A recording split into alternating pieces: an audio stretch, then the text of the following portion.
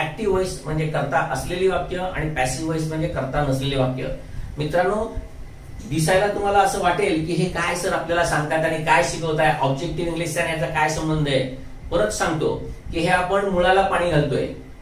बऱ्याच मुलांची किंवा विद्यार्थ्यांची अशी तक्रार आहे की सर आम्हाला परीक्षेमध्ये ते काय लिहिलंय हेच समजत नाही.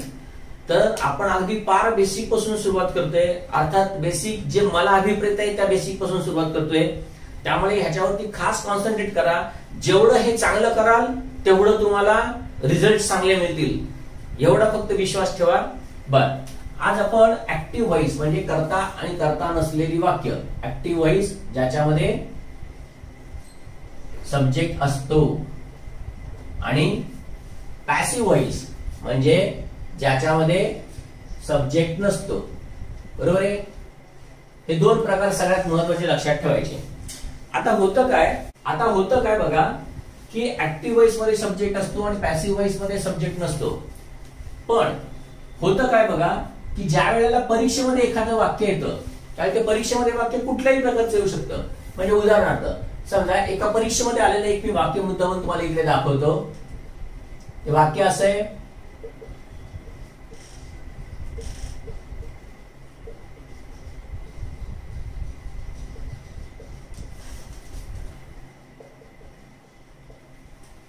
वाक्य बघा कसं आहे, the driver was taken a wrong side. बघा हे वाक्य. आता तुम्ही म्हणाल सर आता आम्हाला याच्यामध्ये ते ऍक्टिव्ह व्हॉइस मध्ये सब्जेक्ट असतो आणि सब्जेक्ट नसतो हे कळून काय उपयोग. सगळ्यात महत्वाचं काय आहे सांगा, ज्यावेळी तुम्ही इकडे हे असं काहीतरी बघता, जे काय आहे ते काल आपण बघितलंय की हा सब्जेक्ट असतो, बरोबर आहे. आणि इंग्लिश वाक्यामध्ये सब्जेक्टच्या नंतर जे काय असतं ते प्रेडिकेट असतं, हे आपण बघितलंय. इथे हा सब्जेक्ट काय आहे हे आपल्याला समजणं अतिशय महत्वाचं आहे. आणि ते समजतं कशावरनं, तर ते या क्रियापदाच्या रूपावरनं समजत असतं. म्हणून ही क्रियापद प्रत्येक टेन्सेस मध्ये कशी चालतात, 12 टेन्सेस आहेत, त्या 12 टेन्सेस मध्ये कशी चालतात हे समजणं अत्यंत महत्वाचं आहे. उदाहरणार्थ मला इथे काय सांगायचं ते बघा, वॉज टेकन. एक लक्षात ठेवा, प्रयोग हा नेहमी क्रियापदाचा असतो. करता जर प्रथमेमध्ये असेल तर तुम्ही असं म्हणता की ते वाक्य ऍक्टिव्ह व्हॉइस मध्ये आहे, बरोबर आहे. मला ते काहीच सांगायचं नाही. मराठीमध्ये आणि इंग्लिशमध्ये कर्तरी आणि पॅसिव्हच्या वाक्यांमध्ये थोडासा बदल असतो. आणि तो बदल काय आहे तो फक्त मला तुम्हाला इथे समजावून सांगायचा आहे. तर फक्त लक्षात एवढंच ठेवायचं की तुम्हाला हे समजलं पाहिजे की हे वॉज टेकन जे आहे हे क्रियापदाचं ऍक्टिव्हचं रूप आहे का पॅसिव्हचं. लक्षात ठेवा, प्रयोग म्हणजे व्हॉइस. कळलं. व्हॉइस हे म्हणजे वाक्यांचा प्रकार ऍक्टिव्ह आणि पॅसिव्ह व्हॉइस नसून क्रियापद हे क्रियापदाचे दोन फॉर्म आहेत. त्या दोन जे फॉर्म्स आहेत त्याला म्हणत असतात ऍक्टिव्ह व्हॉइस किंवा पॅसिव्ह व्हॉइस. म्हणजे थोडक्यात इथे हे क्रियापदाची जी रूप आहेत ती रूप तुम्हाला सांगत असतात की वाक्य ऍक्टिव्ह मध्ये का पॅसिव्ह मध्ये आहे. वाक्याचा अर्थ आहे ना तो ह्यांच्यावरून समजत असतो. म्हणजे उदाहरणार्थ इथे हे द ड्रायव्हर हा इथे आपल्याला सब्जेक्ट आणि प्रेडिकेट मधला भाग आहे. म्हणजे हा सब्जेक्ट आहे हे तुम्हाला समजलं, हे सगळं प्रेडिकेट आहे हेही तुम्हाला समजलं. पण हे समजून महत्वाचं नाहीये. याचं कारण का बघा, सब्जेक्ट म्हटल्यानंतर सब्जेक्ट हा नेहमी म्हणजे कर्ता असतो, जो कर्ता क्रिया करत असतो. इथे ह्यांनी क्रिया केली आहे का ह्याच्यावर क्रिया झाली आहे का बघा. व्याख्या काय काय ते बघा म्हणजे तुम्हाला समजेल. कर्ता म्हणजे काय, क्रिया करणारा. क्रिया करणारा, तो क्रिया करणारा आहे, तो कर्ता आहे. मराठीमध्ये तुम्हाला माहितीये नारा, नारी, नारे, नाऱ्या असे जे काही तुम्ही हे प्रत्यय लावता ते प्रत्यय लावल्यानंतर मराठीमध्ये तुम्हाला कर्ता मिळत असतो, बरोबर आहे. महत्वाचं काय तर कर्ता हा क्रिया करणारा असतो. दुसरं काय ते बघा, कर्म. कर्म हे काय असतं तर ज्याच्यावर क्रिया होते, ज्याच्यावर क्रिया होते त्याला कर्म असं म्हणतात. आता तुम्ही म्हणाल सर हे आम्हाला माहिती आहे, तुम्ही काय आम्हाला सांगताय, काय एवढं नवीन आहे. मला तेच तुम्हाला सांगायचंय की ज्या वेळेला असं एखादं वाक्य दिलं जातं त्यावेळी इथे असलेला जो काही वर्ड किंवा फ्रेज असेल तो कर्ता आहे का कर्म आहे हे समजणं अतिशय महत्वाचं असतं. कारण का कर्ता असेल तर तो क्रिया करत असतो. म्हणजे हा जर इथे कर्ता असेल, माहित नाही मला, मी तुम्हाला सांगतोय, हा जर कर्ता असेल तर तो ही क्रिया करणार आहे, कळलं, घेण्याची क्रिया करणार आहे. जर हा कर्ता नसेल तर ह्याच्यावरती क्रिया होणार आहे, म्हणजे हा कर्म असेल तर. काल जे आपण सब्जेक्ट आणि प्रेडिकेट बघितलंय त्याच्यामध्ये मला तुम्हाला हेच सांगायचंय आणि ते समजून येण्यासाठी मी थोडंसं तुम्हाला मराठीच्या ग्रामरचं स्पष्टीकरण देणार आहे. ते पण मराठी ग्रामरचं स्पष्टीकरण नसून इंग्लिश शिकण्यासाठी आपल्याला काय आवश्यक आहे ते स्पष्टीकरण मी तुम्हाला देणार आहे आणि ते समजून घ्या. आता उदाहरणार्थ हे वाक्य मागच्या वर्षीच्या परीक्षेमध्ये येऊन गेलेलं वाक्य आहे. सांगायचं काय, हे वाक्य करेक्ट आणि इनकरेक्ट मध्ये विचारलं आणि करेक्ट आणि इनकरेक्ट मध्ये विचारल्यानंतर नेमकं काय करायचं असतं हे तुम्हाला समजणं अत्यंत महत्वाचं आहे. म्हणून मी म्हटलं की आपल्याला इथे ऍक्टिव्हचं पॅसिव्ह शिकायचं नाहीये किंवा पॅसिव्हचं ऍक्टिव्ह पण शिकायचं नाही. आपल्याला इथे काय शिकायचं माहितीये का, दिलेल्या वाक्याचा नेमका अर्थ समजला पाहिजे आणि तो जर अर्थ समजला ना तर आपल्याला परीक्षेमध्ये 5-6 मार्क असेच वाढतात.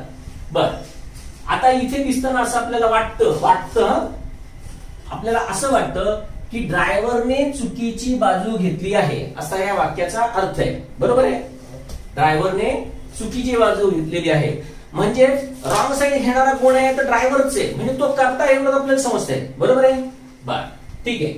म्हणजे तुम्हाला अर्थ तर व्यवस्थित समजला काय, तर ड्रायव्हरने चुकीची बाजू घेतलेली आहे म्हणजे तुम्हाला आता अर्थ समजलाय. त्यावेळेला तुम्हाला असं वाटतं की ज्या अर्थी मला अर्थ बरोबर समजलाय त्या अर्थी हे वाक्य बरोबर आहे. पण मित्रांनो इथेच इंग्लिश व्याकरणाचा घोळ होतो आणि त्याच्यासाठी तुम्हाला समजलं पाहिजे की हे क्रियापद आहे, हे ऍक्टिव्ह मध्ये आहे का पॅसिव्ह मध्ये. लक्षात ठेवा, परत सांगतो, क्रियापदाची रूप सांगत असतात तुम्हाला, क्रियापदाची रूप तुम्हाला सांगतात की हे संपूर्ण वाक्य हे ऍक्टिव्ह व्हॉइस आहे का पॅसिव्ह व्हॉइस आहे. आणि जर तुमची सूत्रपाठ असतील तरच तुम्हाला समजेल की हे वाक्य पॅसिव्ह व्हॉइस आहे. त्यामुळे हे पॅसिव्ह व्हॉइसचं वाक्य आहे. म्हणजे आता तुम्हाला जो अर्थ समजला होता ड्रायव्हरनी चुकीची बाजू किंवा रॉंग साइड घेतली, हा अर्थ तुम्हाला समजलेला बरोबर आहे. पण या इंग्लिश वाक्याचा अर्थ चुकीचा आहे, कारण का हे वाक्य पॅसिव्ह मध्ये असल्यामुळे किंवा हे क्रियापद पॅसिव्ह मध्ये असल्याने ह्याची क्रिया ह्याच्यावर होणार आहे. म्हणजे ड्रायव्हरला चुकीच्या बाजूला घेतलं गेलं असा याचा अर्थ निघेल. मग ड्रायव्हरला चुकीच्या बाजूला घेतलं गेलं का ड्रायव्हर गाडी चालवताना चुकीच्या बाजूला तो, हे आपल्याला समजलं पाहिजे. आणि ह्याच्यासाठी सगळ्यात महत्वाचं ती सूत्रपाठ पाहिजे, कारण का ती सूत्र तुम्हाला सांगणार आहे की हा कर्ता आहे का कर्म आहे. बरोबर आहे. मग आता तुम्ही ज्या वेळेला म्हणता की ड्रायव्हरने चुकीची बाजू घेतली त्यावेळी तो ड्रायव्हर हा क्रिया करणार आहे. मग क्रिया करणार असेल तर हे वाक्य असं आलं पाहिजे माहितीये का, द ड्रायव्हर टूक अ रॉंग साइड. आणि असं केलं तर हे वाक्य बरोबर होईल. मग मला हेच सांगायचं की हे जे मला समजतं हे तुम्हाला जर समजून घ्यायचं असेल तर त्यासाठी खूप काही मोठा अभ्यास करायची काही आवश्यकता नसते, ते सहज समजू शकतं. त्यासाठी पहिल्यांदा सूत्र पाठ करा. ती सूत्र जर पाठ असतील तर तुम्हाला हे सहज समजेल. आता बघा, हेच समजण्यासाठी मी आधी तुम्हाला काही थोडीशी मराठी वाक्य मुद्दामून दाखवणार आहे. कारण का लक्षात ठेवा, आपली मातृभाषा इंग्लिश नाही तर ती मराठी आहे. बरोबर आहे. आणि ज्या वेळेला आपली मातृभाषा ही ज्या वेळेला मराठीमध्ये आहे तर लक्षात ठेवा, दिलेलं प्रत्येक वाक्य तुम्हाला त्याचा अर्थ समजणं त्यालाच म्हणतात इंग्लिश समजणं, अन्यथा त्याला इंग्लिश समजणं म्हणता येणार नाही. बर, आता हीच ऍक्टिव्ह आणि पॅसिव्ह व्हॉइस कशी असतात ते आपण मी तुम्हाला थोडक्यात सांगतो. आता सांगितल्याप्रमाणे बघा, क्रियापद आपण काल बघितलेले क्रियापद म्हणजे काय, तर थोडक्यात काय, तर क्रिया दर्शवणारा जो शब्द असतो वाक्यामधला त्याला क्रियापद असं म्हणतात. कर्ता आपण आत्ताच बघितलं, कर्ता म्हणजे क्रिया करणारा आणि कर्म म्हणजे ज्याच्यावर क्रिया होते. हे 3 कॉन्सेप्ट खूप चांगल्या पद्धतीने समजले पाहिजेत, म्हणून मी आधी ते थोडंसं मराठीमध्ये समजावून देतोय. लक्षात ठेवा, मी जरी वाक्य मराठीची घेतली असली तरी सुद्धा आपल्याला ते इंग्लिशच्या ग्रामरसाठी आवश्यक आहे, म्हणून तुम्हाला हे सांगतोय. आणि थोडंसं या पद्धतीने मी सांगतो त्या पद्धतीने जर तुम्ही अभ्यास केला तर तुम्हाला इंग्लिश समजणं खूप लवकर आणि खूप चांगलं समजलं जाईल. बर, आता क्रिया दर्शवणारा, क्रिया करणारा आणि ज्याच्यावर क्रिया होते, कर्ता कर्म क्रियापद, हे तर आता तुम्हाला इथे या वाक्यावरून समजतं. आता हेच मराठी वाक्यामध्ये कसं असतं हे एकदा जर तुम्हाला समजलं, कारण का मराठीची वाक्य ही जर म्हणजे थोडक्यात आपल्याला ज्या वेळेला अर्थ समजायला पाहिजे त्यावेळेला तो मराठीत समजायला पाहिजे. आणि मराठीतला अर्थ समजला तर तुम्हाला मराठीमधलं ते वाक्य समजलं पाहिजे की ते ऍक्टिव्ह व्हॉइस आहे का पॅसिव्ह व्हॉइस आहे. कळलं. परत मराठीच्या नियमाप्रमाणे नाही तर इंग्लिशच्याच नियमाप्रमाणे समजलं पाहिजे. आता ते समजण्यापूर्वी थोडंसं ह्याची कॉन्सेप्ट तुम्हाला अजून एकदा थोडीशी क्लिअर करतो की काय ते बघा. उदाहरणार्थ इंग्लिशमध्ये विचार करणे हा एक शब्द आणि हा दुसरा शब्द, या दोघांना मिळून एक शब्द आहे. कळते? हेच मी म्हटलं चोरी करणे. परत हा एक शब्द आणि हा एक शब्द, दोन शब्द दिसत आहेत, पण या दोन शब्दांना मिळून इंग्लिश मध्ये एकच शब्द आहे. हेच मी म्हटलं काम करणे. या दोघांना मिळून इंग्लिश मध्ये एकच शब्द आहे, वर्क. हेच मी म्हटलं अटक करणे. या दोघांना मिळून इंग्लिश मध्ये एकच शब्द आहे, अरेस्ट. बरोबर आहे? हेच मी म्हटलं. थोडक्यात मला सांगायचं एवढं, अशी कितीही क्रियापद आपल्याला दाखवता येतील. आता उदाहरणार्थ बघा, विकत घेणे. इथे तर ठीक आहे, सगळीकडे मी करणे करणे करणे घेतलं. आता इथे विकत आणि घेणे दोन शब्द जरी दिसत असले तरी क्रिया एकच आहे. कळलं का? बर, त्यामुळे विकत घेणे माहितीये तुम्हाला काय, बाय किंवा आपण ज्याला परचेस असं म्हणतो. थोडक्यात सांगायचं काय, या दोन शब्दांना इंग्लिश मध्ये एकच शब्द आहे. आणि मराठीमध्ये काय केलं जातं ते बघा. समजा मी असं म्हटलं, आईने विचार केला. आता मराठीच्या ग्रामरच्या नियमाप्रमाणे आपण काय करतो माहितीये का, करणे हे क्रियापद करून टाकतो. आहेच मराठी ग्रामर प्रमाणे ते आहे. मी तुम्हाला इंग्लिशच्या पद्धतीनं ग्रामर काय करायचं असतं ते सांगतोय. बर, म्हणजे आईने विचार केला म्हणजे इथे करणे हे क्रियापद आहे आणि करणारी आई आहे, हा सब्जेक्ट आहे आणि विचार हा कर्म आहे. बरोबर आहे? मराठी प्रमाणे सांगतोय. समजा मी असं म्हटलं, पोलिसांनी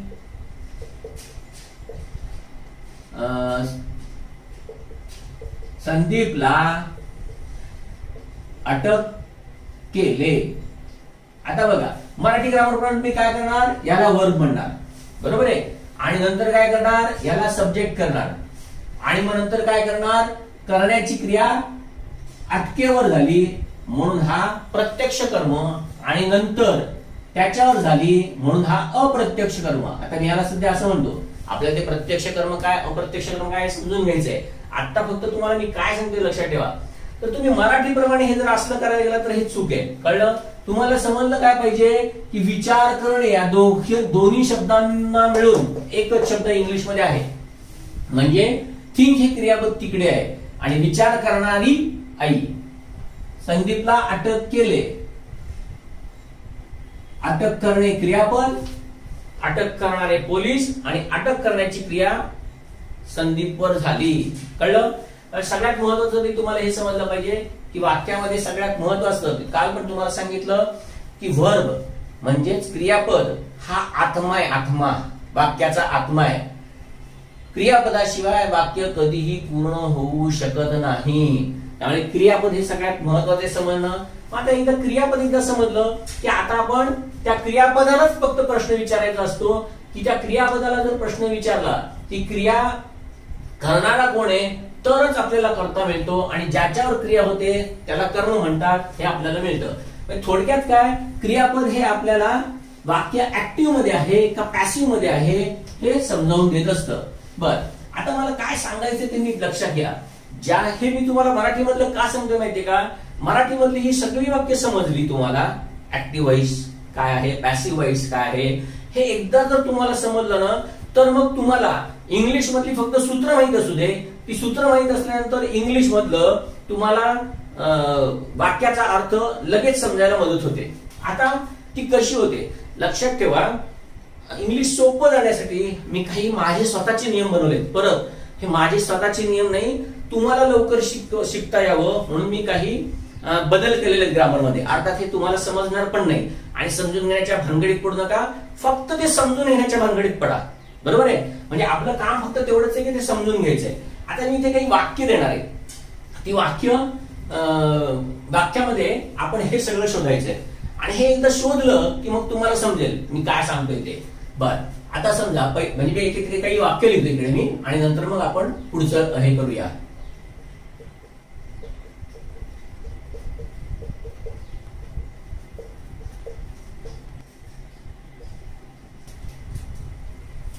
आता या वाक्यांमध्ये आपल्याला बघायचंय की काय नियम आहे आणि हे आपण कशाला शिकतोय आणि त्याच्याप्रमाणे काय झालं पाहिजे ते आपल्याला एकदा समजून घ्यायचंय. बघा मित्रांनो, संदीपला शिक्षा केली गेली. आता ह्याच्यामध्ये तुम्ही मराठी ग्रामर प्रमाणे लगेच म्हणणार की ह्याच्यामध्ये क्रियापद केली, पण मी आता परत तेच सांगते तुम्हाला की लक्षात ठेवा शिक्षा करणे हे पूर्ण वर्ब आहे. कारण का इंग्लिश मध्ये याला पनिश असं क्रियापदाचं म्हणजे असा शब्द आहे. आता बघा इंग्लिश नियमाप्रमाणे ज्या वेळेला मराठी वाक्य समजून घ्यायचं असतं त्यावेळेला काय करायचं असतं हे तुम्हाला सांगतोय मी. आता शिक्षा केली, शिक्षा करणे हे क्रियापद झालं. मग आता इथे जर तुम्ही विचारलं याच्याप्रमाणे शिक्षा करणारा, तर तुम्हाला इथे शिक्षा करणारा कोण आहे ते दिसत नाही. बघा याच्यामध्ये सब्जेक्ट दिसत नाही. फक्त आता मराठी ग्रामर मध्ये काय करतात ते बघा. मराठी ग्रामर मध्ये काय करतात, केली जाणे असं क्रियापद घेतात. केली जाणे आणि केली जाणारी शिक्षा आणि हा करता घेतात. कळतंय का? लक्षात ठेवा मराठी ग्रामरच्या ठिकाणी असू दे, स्पर्धा परीक्षेमध्ये मराठीसाठी तसाच अभ्यास करा. परंतु आता तुम्हाला हे एवढंच समजलं पाहिजे की शिक्षा करणे हे क्रियापद आहे आणि शिक्षा करणारा इथे कोणी दिसत नाहीये. उलट शिक्षा करण्याची क्रिया संधित वरती झालेली आहे, त्यामुळे हे ऑब्जेक्ट आहे. ऑब्जेक्ट ज्याच्यावर क्रिया होते त्याला ऑब्जेक्ट असं म्हणतात. त्यामुळे हे वाक्य करता नाही. आपण बघितलं बघा की ज्याच्यामध्ये करता असतो ते ऍक्टिव्ह, ज्याच्यामध्ये करता नाही ते पॅसिव्ह. त्यामुळे हे वाक्य पॅसिव्ह व्हॉइसचं आहे. दुसरं, वडिलांनी मला पुस्तक आणले आहे. इथे बघा आणणे ब्रिंग, बरोबर आहे. ब्रिंग हे क्रियापद आहे. आणणारा किंवा आणणारी, आणणारे वडील म्हणजे हा आहे सब्जेक्ट आहे, बरोबर आहे. आता वर्ब एकदा बघितला की सगळ्यात पहिल्यांदा नारा प्रश्न वापरला आपण, आणि तो नारा प्रश्न वापरून आपण विचार बघितलं की इथे करता मिळाला. आता आणण्याची क्रिया कशावर झाली? आणण्याची क्रिया पुस्तकावर झाली, त्यामुळे हे आहे ऑब्जेक्ट. आणि नंतर ते आणलंय, माझ्यासाठी आणलंय, म्हणून हे दुसरं ऑब्जेक्ट आहे. हे पहिलं ऑब्जेक्ट आणि हे दुसरं ऑब्जेक्ट. ते पहिलं ऑब्जेक्ट काय आणि दुसरं ऑब्जेक्ट काय समजणं खूप सोपं आहे. उदाहरणार्थ माझ्याकडे हे पेन आहे, बरोबर आहे. हे पेन मी त्याला दिले. बघा पहिली क्रिया कशावर झाली, बघा पेनावर झाली आहे, बरोबर आहे. मी त्याला पेन दिले म्हणजे देण्याची क्रिया सगळ्यात पहिल्यांदा पेनावर होते आणि नंतर त्याच्यावर होते. कळतंय? म्हणजे ज्याच्यावर सगळ्यात पहिल्यांदा क्रिया होते तो पहिला ऑब्जेक्ट आहे आणि ज्याच्यावर नंतर क्रिया होते तो इनडायरेक्ट ऑब्जेक्ट आहे. प्रत्यक्ष कर्म आणि अप्रत्यक्ष कर्म मराठी मधलीच कॉन्सेप्ट आहे. मराठी मधली कॉन्सेप्ट नाही, इंग्लिश मधली कॉन्सेप्ट आहे. इंग्लिश ग्रामर मधून मराठी ग्रामरची निर्मिती झालेली आहे हे तुम्हाला माहिती आहे. विल्यम कॅरी नावाच्या माणसाने इंग्लिश ग्रामर मधून मराठी ग्रामर तयार केलेलं आहे. सांगायचं एवढंच आहे की हा पहिला म्हणजे डायरेक्ट ऑब्जेक्ट आहे आणि हा इनडायरेक्ट ऑब्जेक्ट आहे. हे एकदा तुम्हाला समजलं, ते परत आपण पाहिजे तर बघू इनडायरेक्ट ऑब्जेक्ट आणि डायरेक्ट ऑब्जेक्ट काय आहे ते. पण आता तुम्हाला एवढंच समजलं पाहिजे आणि हे खूप सोपं आहे समजायला, काही याच्यामध्ये नाही. थोडक्यात काय, हा इथे करता आहे. दुसरं, माझ्या मित्राने मला घड्याळ भेट दिले. भेट देणे, बरोबर आहे. म्हणजे एकतर गिफ्ट, समजतंय ना, गिफ्ट किंवा प्रेझेंट असं तुम्हाला इथे शब्द क्रियापद वापरता येईल. म्हणजे हे दोन्ही मिळून हा जो आहे तो वर्ब आहे. आणि आता इथे भेट देणारा तर तो नुसता मित्र नसून माझा मित्र आहे. त्यामुळे ही एक फ्रेज आहे ना, काल आपण बघितले फ्रेज, ही दोन्ही मिळून एकाच व्यक्तीचा आपल्याला बोध होतो, म्हणून या दोघांना मिळून सब्जेक्ट म्हणायचं आहे. कळतंय? बर, म्हणजे भेट देणारा माझा मित्र. आता भेट देण्याची क्रिया कशावर झाली तर बघा, सगळ्यात पहिल्यांदा घड्याळावर झाली आणि नंतर ती माझ्यावर पण झालेली आहे. म्हणजे हे घड्याळ आहे, बरोबर आहे. ते माझ्या मित्रांनी पहिल्यांदा घड्याळ आणि नंतर मला दिलेलं आहे. बर, असं हे झालं. आता तेच खाली बघा, काही मुलांना पोलीस प्रश्न विचारत होते. आता इथे क्रियापद कुठलंय म्हणायचं असेल तर बघा विचारणे, बरोबर. विचारणे हे तुम्हाला क्रियापद मिळेल. ऍक्च्युली ह्याच्यामध्ये हे सहाय्यकारी क्रियापद असतं इंग्लिशच्या नियमाप्रमाणे. आपल्याला माहिती आहे, जर कंटिन्युअस पास्ट जर तुम्हाला माहित असेल तर याला आपण वॉज किंवा वेअर वापरत असतो आणि याला आयएनजी वापरत असतो. ते कसं आहे ते पण आपल्याला बघायचंय. आता फक्त बेसिक समजून घ्या की ऍक्टिव्ह व्हॉइस काय असतं आणि पॅसिव्ह व्हॉइस काय असतं इंग्लिशमध्ये. तर इंग्लिशचे जो आपण नियम आहे त्या नियमाप्रमाणे आपण आता फक्त मराठी समजून घेतोय. नंतर आपल्याला इंग्लिशकडे कधी जाता येईल, ज्यावेळी तुमची सूत्रपाठ असतील त्यावेळेला. बर, म्हणजे इथे विचारत होते, याच्यामधलं विचारणे आस्क हे झालं क्रियापद, आणि विचारणारे कोण आहेत तर ते आपल्याला इथं दिसतंय, विचारणारे पोलीस. हे मुद्दा म्हणून मी इथे का दाखवलं, प्रत्येक वेळेला करता हा सुरुवातीलाच असला पाहिजे असा काहीही नियम नाही, हे कायम लक्षात ठेवा. बर, म्हणजे विचारणारे पोलीस. आता विचारण्याची क्रिया कशावर होते तर सगळ्यात पहिल्यांदा प्रश्नावरती होते, आणि नंतर मग ती काही मुलांना परत पूर्ण फ्रेज आहे, फ्रेज कळतंय. आणि मग ही पूर्ण फ्रेज आहे, हा पहिला ऑब्जेक्ट आणि हा दुसरा ऑब्जेक्ट, बरोबर आहे. खालचं वाक्य बघा, सर्वांना नोकरीवरून काढून टाकले जाईल. काढून टाकणे हे क्रियापद आहे, ज्याला रिमूव्ह म्हणतात, सस्पेंड म्हणतात. थोडक्यात काय सांगायचं तुम्हाला, फक्त कामावरून काढून टाकणे. याच्यासाठी जे शब्द वापरतात, डिसमिस किंवा काय अजून आता सांगितलं त्याप्रमाणे, बरोबर आहे. डिसमिस, सस्पेंड किंवा रिमूव्ह हे शब्द इकडे घेतले, बरोबर आहे. अजून फायर म्हणून पण शब्द आहे. सांगायचं एवढंच आहे फक्त, हे इथे वर्ब आहे. मग आता काढून टाकणारा कोण आहे बघा, सर्वांना नोकरीवरून काढून टाकले जाईल. काढून टाकणारा कोण आहे तर तो कोणी दिसतच नाहीये, बरोबर आहे. बघा, सर्वांना नोकरीवरून काढून टाकलं जाईल, पण काढून टाकणारा अर्थातच या वाक्यामध्ये नाहीये. त्यामुळे याही वाक्यामध्ये तुम्हाला सब्जेक्ट दिसत नाहीये, बरोबर आहे. बर, मग आता काढून टाकलं जाईल ती क्रिया होणार आहे सर्वांवरती, म्हणून झालं हे ऑब्जेक्ट. मग आता हे काय आहे, त्याला तुम्ही रिमेनिंग पार्ट म्हणा, नाही तर काय वाटेल ते म्हणा. आता आपल्याला त्याच्याशी काही देणं घेणं नाही. आपल्याला सगळ्यात महत्वाचं समजलं पाहिजे वर्ब, नंतर कर्ता, सब्जेक्ट आणि कर्म म्हणजे ऑब्जेक्ट. हे एकदा तुम्हाला समजलं तर मराठीमधल्या या कॉन्सेप्ट क्लिअर पाहिजेत. परत मी तुम्हाला सांगितलेलं आहे की द मास्टर की टू इंग्लिश ग्रामर हे पुस्तक विकत घ्या, मागवा, काहीही करा, परंतु त्याच्यामध्ये हे सगळं तुम्हाला दिसेल. तर अशा प्रकारे इंग्लिशची वाक्य ही ऍक्टिव्ह किंवा पॅसिव्ह वॉइस मध्ये ओळखली असतात. तुम्हाला सर मग इंग्लिशची वाक्य कशी ओळखायची, इंग्लिशची वाक्य कशी ओळखायची, तर इंग्लिश वाक्याचा जर तुम्हाला अर्थ समजला तर तुम्हाला समजेल की ते वाक्य ऍक्टिव्ह मध्ये का पॅसिव्ह मध्ये. जसं मगाशी ड्रायव्हरचं एक्झाम्पल दाखवलं, बरोबर आहे. तर त्यावेळेला तुम्हाला हे समजत असतं. त्यामुळे ह्या बेसिक कॉन्सेप्ट आहेत ह्या तुम्हाला समजल्या पाहिजेत. मग कारण का इंग्लिशची व्याख्याच आहे, ज्या वाक्यामध्ये कर्ता नसतो त्याला पॅसिव्ह वॉइस असं म्हणतात, आणि ज्या वाक्यामध्ये कर्ता असतो त्याला ऍक्टिव्ह वॉइस म्हणतात. असं असलं तरी सुद्धा कधी कधी इंग्लिशमध्ये आपल्याला पॅसिव्ह मध्ये, कधी कधी इंग्लिशमध्ये आपल्याला पॅसिव्ह वॉइस मध्ये सुद्धा कर्ता दिसतो.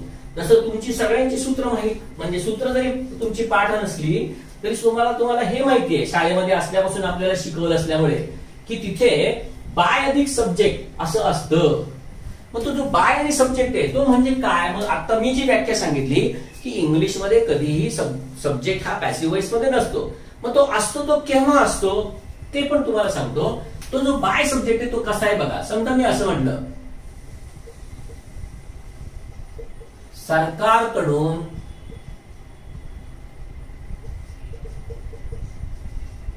शेतकऱ्यांना स्वस्तात कर्जे दिली गेली आहेत. बघा, परत देणे क्रियापद झालं, बरोबर आहे. देणार कोण आहे बघा, कर्ता पण आहे दिसतोय आपला, आणि देण्याची क्रिया कशावर झाली आहे, सगळ्यात पहिल्यांदा कर्जावर झालेली आहे, बरोबर ना. इथे मी मुद्दावरून काय घेतलं, कारण का इकडे चीप लोन्स असं घेतलं जाईल. नाही तर तुम्ही म्हणाल सर मग स्वस्त कर्ज का नाही दिलं. मराठीत जसं आपण बोलतो तसं मी मुद्दावरून दाखवलेलं आहे, बरोबर. तर हा झाला ऑब्जेक्ट, आणि नंतर ती देण्याची क्रिया शेतकऱ्यांवरती पण झालेली आहे, त्यामुळे हा इनडायरेक्ट ऑब्जेक्ट आहे, प्रत्यक्ष कर्म आणि अप्रत्यक्ष कर्म. बर, आता सांगायचं काय बघा, इथे पण कर्ता दिसतोय, पण त्याला जो प्रत्यय लावलाय ना तो आहे इंग्लिशमध्ये बाय. कळतंय, हा जो प्रत्यय लावलेला आहे त्याला म्हणतात बाय. आणि ज्या वेळेला ते बाय दिसतंय त्याकडून, द्वारे, मार्फत अशी वेगवेगळे शब्द मराठीमध्ये वापरत असतो आपण. म्हणजे सरकार द्वारा जनहितार्थ असं जर तुम्ही ऐकलं असेल बघा, कुठल्या सरकारच्या ऍडव्हर्टाइज मध्ये असतं ते सरकार द्वारा जनहितार्थ म्हणजे सांगायचं काय, हेच इकडे पण कधी कधी असं वापरलं जातं, कडून किंवा मार्फत किंवा द्वारे अशा प्रकारचं हे तुम्हाला प्रत्यय मराठीमध्ये दिसतात. तुम्हाला माहिती आहे मराठी व्याकरणामध्ये आता नवीन कर्मणी प्रयोग म्हणून जो आलेला आहे तो हा आहे. बरोबर आहे. आता सांगायचं आहे कशासाठी की म्हणजे पॅसिव्ह व्हॉइस मध्ये सुद्धा कधी कधी आपल्याला कर्ता दिसत असतो, पण तो कर्ता जरी दिसत असला तरी सुद्धा तो कर्ता हा या प्रकारे असतो आणि तो असा बाय घेऊन पॅसिव्ह व्हॉइस मध्ये व्यक्त केला जातो. आता मग इंग्लिश मध्ये असं का करतात? कारण का काय माहिती का, आपण शाळेमध्ये शिकलेलो आहेत ना, त्यावेळेला आपल्याला ऍक्टिव्हचं पॅसिव्ह करायला लावलं आणि पॅसिव्हचं ऍक्टिव्ह करायला लावलं. बस आपल्याला हेच करायला लावलं. ऍक्च्युअली ऍक्टिव्हचं पॅसिव्ह करणं किंवा पॅसिव्हचं ऍक्टिव्ह करणं हे महत्वाचं नाहीये. लक्षात ठेवा, महत्वाचं काय आहे तर तुम्हाला वाक्य ती तशी का करतात हे समजणं महत्वाचं आहे. म्हणजे ज्या वेळेला एखादं वाक्य दिलं जाईल त्यावेळी तिथे ते मुद्दामून पॅसिव्ह मध्ये का असतं आणि मुद्दामून ऍक्टिव्ह मध्ये का ते केलं जातं ह्याचं कारण आहे. इंग्लिशमध्ये ज्याला सगळ्यात जास्त महत्व द्यायचं असतं ना, त्याप्रमाणे ते वाक्य ऍक्टिव्ह किंवा पॅसिव्ह मध्ये केलं जातं. पॅसिव्ह मध्ये कालच तुम्हाला मी सांगितलंय बघा की ऍक्टिव्ह व्हॉइस मध्ये सूत्र हे असं असतं नेहमी, आधी सब्जेक्ट, मग वर्ब, मग ऑब्जेक्ट आणि मग रिमेनिंग पार्ट. हे ऍक्टिव्ह व्हॉइसचं सूत्र आहे. आणि पॅसिव्ह व्हॉइस मध्ये आधी ऑब्जेक्ट, पॅसिव्ह व्हॉइस मध्ये आधी ऑब्जेक्ट, मग हेल्पिंग वर्ब, त्याच्यानंतर क्रियापदाचं तिसरं रूप असतं, मग बाय सब्जेक्ट असतं आणि मग रिमेनिंग पार्ट असतं. तर आता बघा, ऍक्टिव्ह आणि पॅसिव्ह इंग्लिश मध्ये का केलं जातं? ऍक्च्युअली जे इंग्लिश मध्ये केलं त्याचप्रमाणे आपण मराठीमध्ये पण करत असतो. फक्त काय माहिती का, आपली मातृभाषा असल्यामुळे आपण ते म्हणतात ना की जिथं पिकतं तिकडे विकत नाही, तसं मराठी आपली मातृभाषा असल्यामुळे आपण त्याच्याकडे लक्ष देत नाही. ब्रिटिशांचा नियम असा आहे की ऍक्टिव्ह का करायचं आणि पॅसिव्ह का करायचं, तर ज्या वेळेला तुम्ही कर्त्याला जास्त महत्व देत असता त्यावेळेला ते वाक्य ऍक्टिव्ह व्हॉइस मध्ये करायचं असतं आणि ज्या वेळेला तुम्ही कर्माला महत्व देत असता,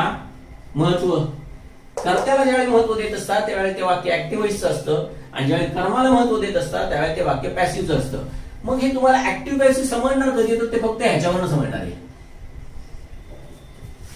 आणि हे जर तुम्हाला समजलं आणि ह्याच्यासाठी सूत्र पाहिजे, हे जर तुम्हाला समजलं तर तुम्हाला समजेल की वर्ब म्हणजे ही जर सूत्र पाठ केली तर तुम्हाला समजेल की ते वर्बचं कोणतं रूप आहे, त्याच्यावर तुम्हाला हा सब्जेक्ट समजेल. आणि इथे सहाय्यकारी क्रियापदानंतर तिसरं रूप असेल तर हा ऑब्जेक्ट आहे.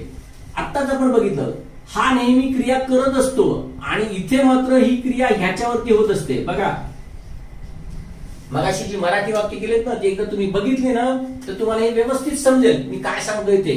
म्हणून तुम्हाला ही वर्ब आणि हे हेल्पिंग वर्ब आणि V3 जे काय आहे हे तुम्हाला व्यवस्थित समजलं पाहिजे.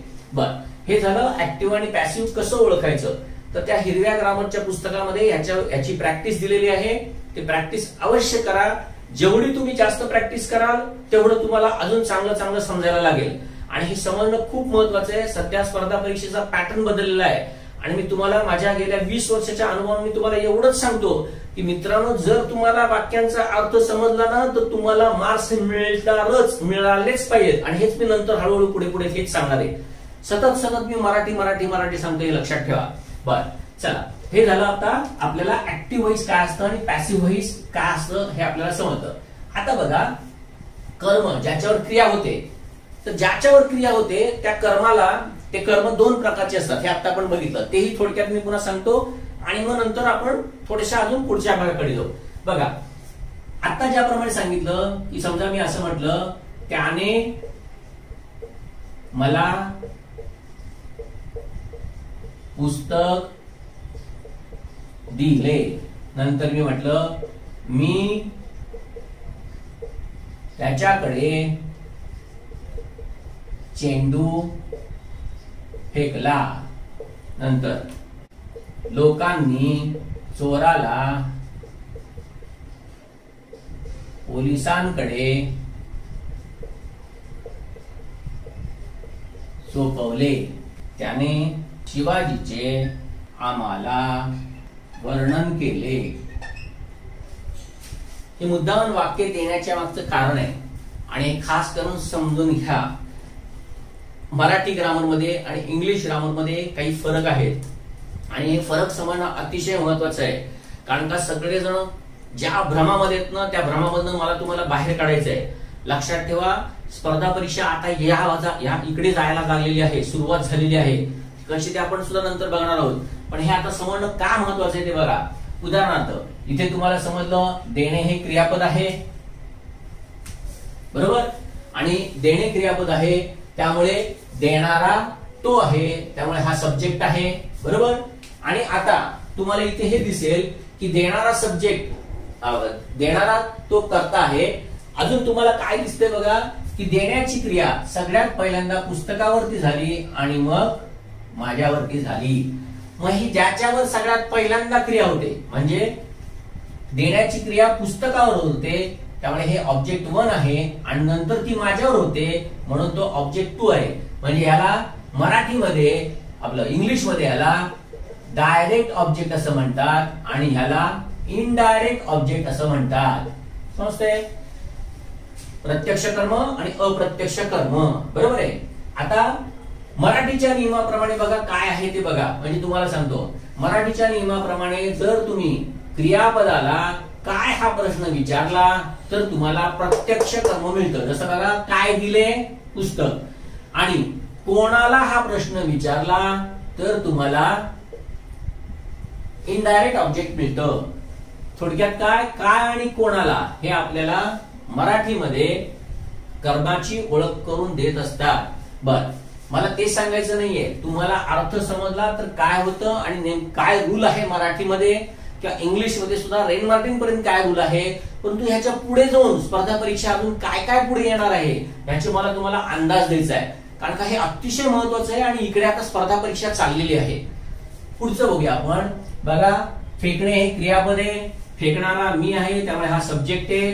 आता इथे फेकण्याची क्रिया सगळ्यात पहिल्यांदा चेंडूवर झाली, म्हणजे चेंडू आहे माझ्याकडे, बरोबर ना, तर मी घेतोय आणि हातामधला चेंडू फेकतोय, म्हणजे सगळ्यात पहिल्यांदा क्रिया चेंडूवरती झाली आहे, त्यामुळे चेंडू हा डायरेक्ट ऑब्जेक्ट आहे आणि नंतर त्याच्याकडे ती फेकण्याची क्रिया झाली म्हणून हा डायरेक्ट ऑब्जेक्ट आहे.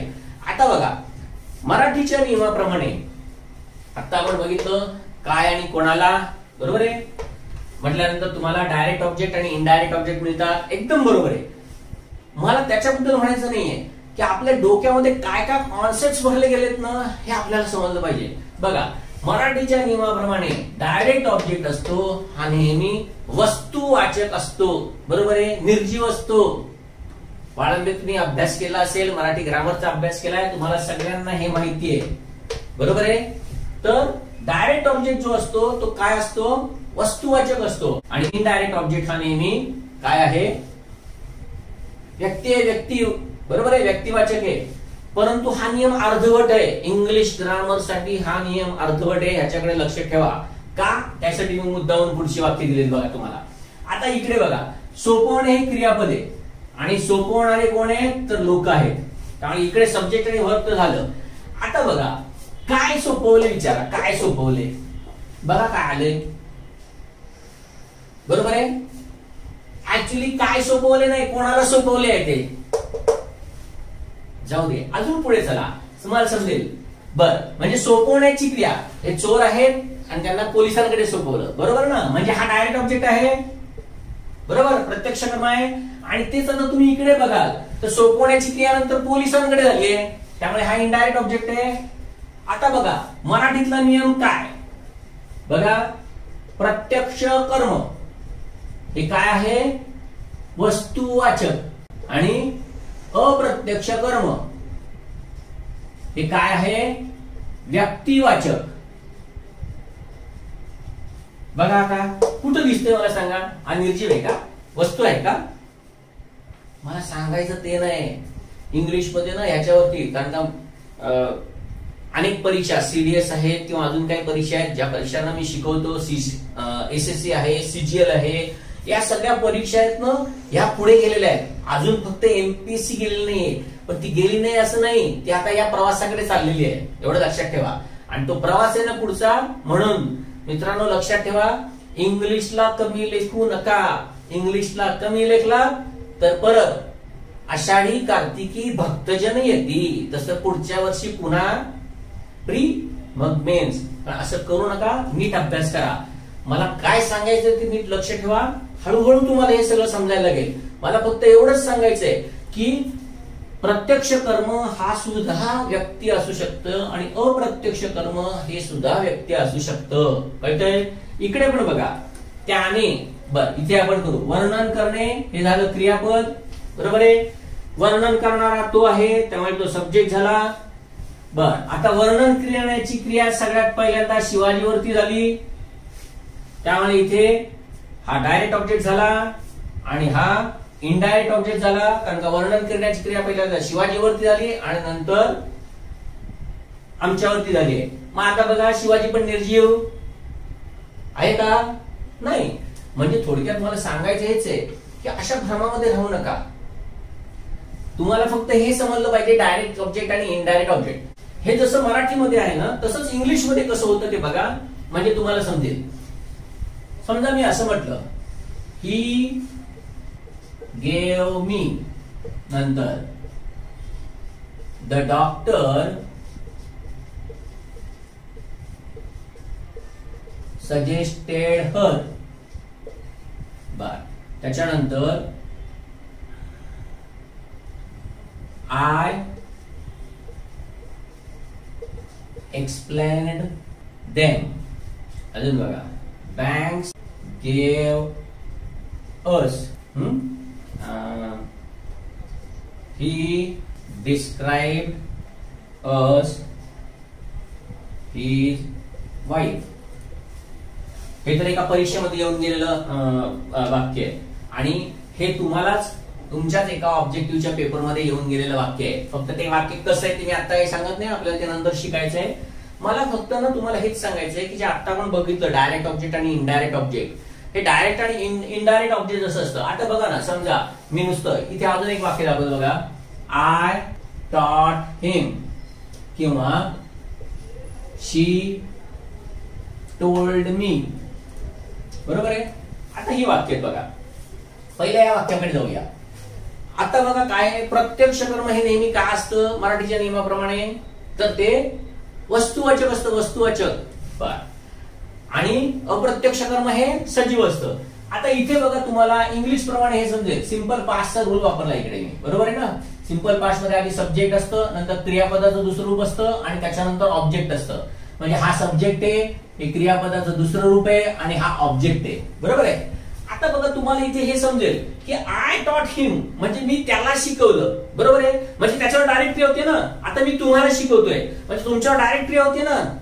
म्हणजे इथे डायरेक्ट ऑब्जेक्ट म्हणून माणूस आलेला आहे.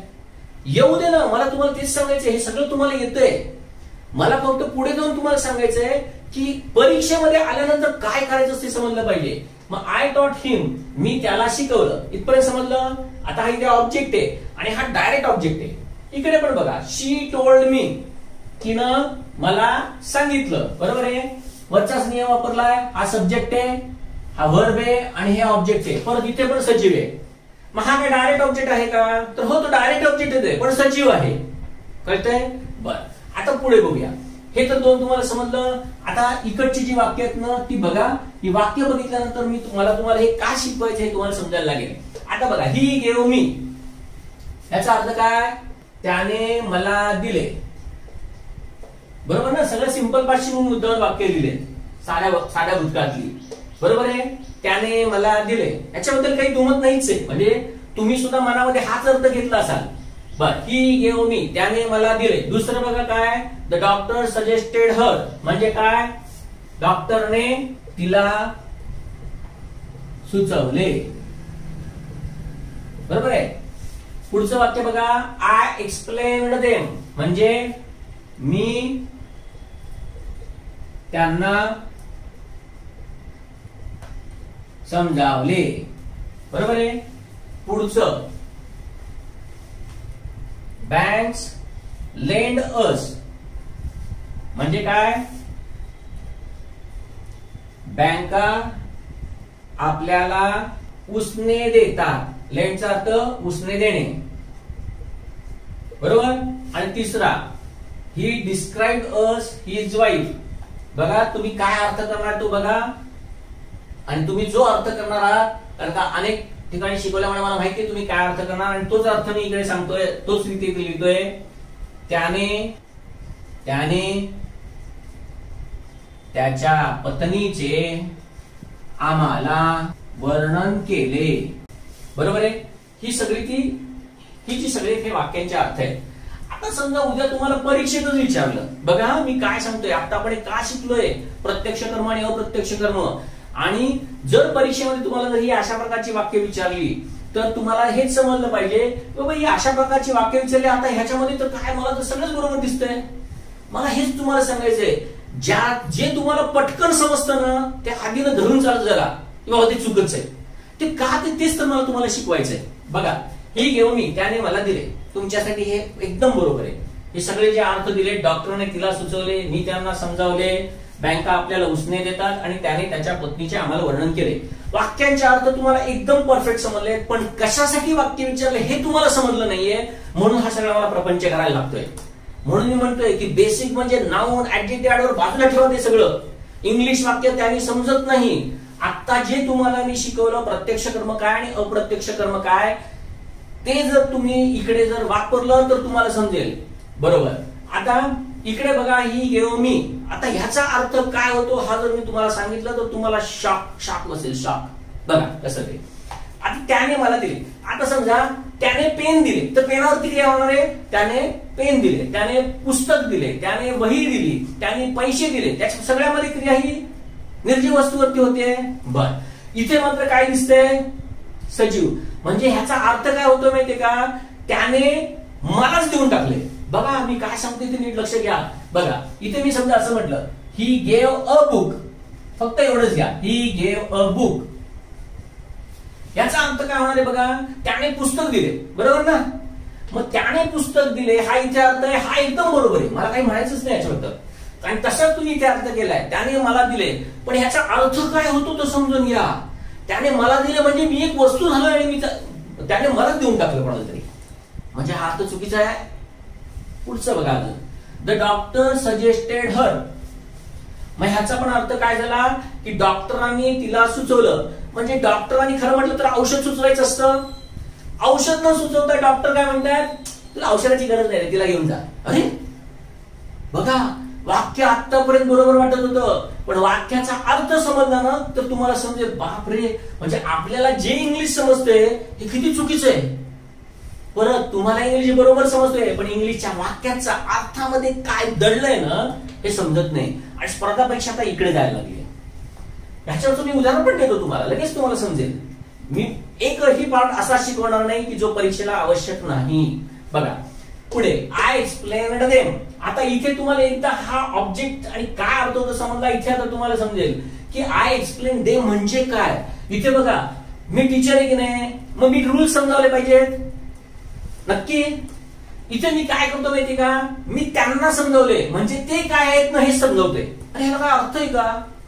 बघा काय समज सांगते, जसं इकडे मला दिलं औषधाच्या ऐवजी तिला सुचवलं, इकडे रूल्सच्या ऐवजी तेच काय आहे ते समजावलं.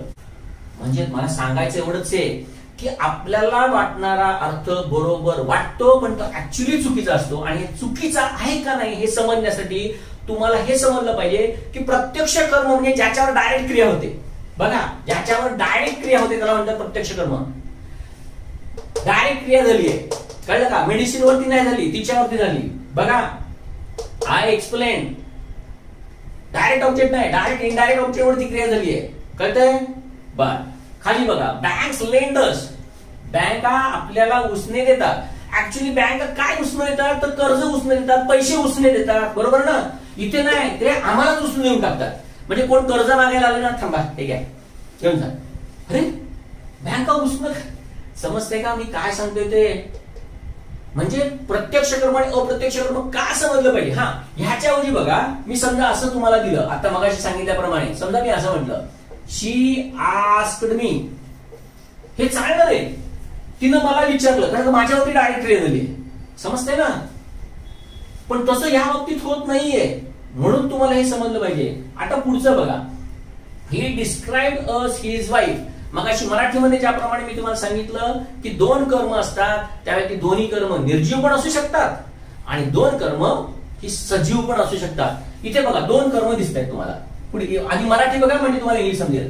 वर्णन करणे हे क्रियापद आहे वर्णन करणारा तो आहे. आता इथे विचारा बरं, वर्णन करण्याची क्रिया कशावर झाली बघा. वर्णन करण्याची क्रिया त्याच्या पत्नीवर झाली आणि हे डायरेक्ट ऑब्जेक्ट आहे पण ते सजीव आहे. आणि नंतर वर्णन करण्याची क्रिया आमच्यावरती झाली म्हणजे हे इनडायरेक्ट ऑब्जेक्ट आहे. बरोबर आहे. बर आता इकडे बघा, जर तुम्ही इकडे बघितलं तर आता तुम्हाला समजलं की हे डायरेक्ट ऑब्जेक्ट आहे आणि हे इनडायरेक्ट ऑब्जेक्ट आहे. बरोबर आहे. मग डायरेक्ट इनडायरेक्ट ऑब्जेक्ट आहे म्हणजे आता इथे काय होणार आहे बघा, हे डायरेक्ट ऑब्जेक्ट बघा मी काय सांगतोय ते, हे डायरेक्ट ऑब्जेक्ट आहे का इनडायरेक्ट ऑब्जेक्ट आहे हे आता आपल्याला समजलं पाहिजे. मग इथे ज्या अर्थी समजतंय, मग आता या वाक्यांचा अर्थ तुम्ही ह्याच्याप्रमाणे केला तो अर्थ तुम्हाला समजलाय, पण या वाक्याचा तो अर्थ नाही समजलं पाहिजे तुम्हाला. मग या वाक्याचा अर्थ काय झाला माहितीये का, त्याने आमचं वर्णन पत्नीला केले. बघा तुम्हाला काय, जसं बघा या ठिकाणी काय होतंय, सजीव म्हणून ज्या वेळेला आला त्यावेळी अर्थ काय झाला, तसंच इकडे बघा ऍक्च्युली वर्णन करण्याची क्रिया कशावर झाली आहे, त्याच्या पत्नीवर झालेली आहे. बरोबर ना. बर मग त्याच्या पत्नीवर जरी क्रिया झाली असली तरी हे आपल्याला काय दिसते बघा, ही डिस्क्राइब्ड अस म्हणजे त्याने आमचं वर्णन केलं आणि ते कोणाला, तर बायकोला केलं. म्हणजे ऍक्च्युली पाहिजे काय, तर हे वाक्यच ग्रॅमॅटिकली चूक आहे. म्हणजे हे पाहिजे काय, तर हे अस आहे ना ते इकडे गेलं पाहिजे टू अस करून.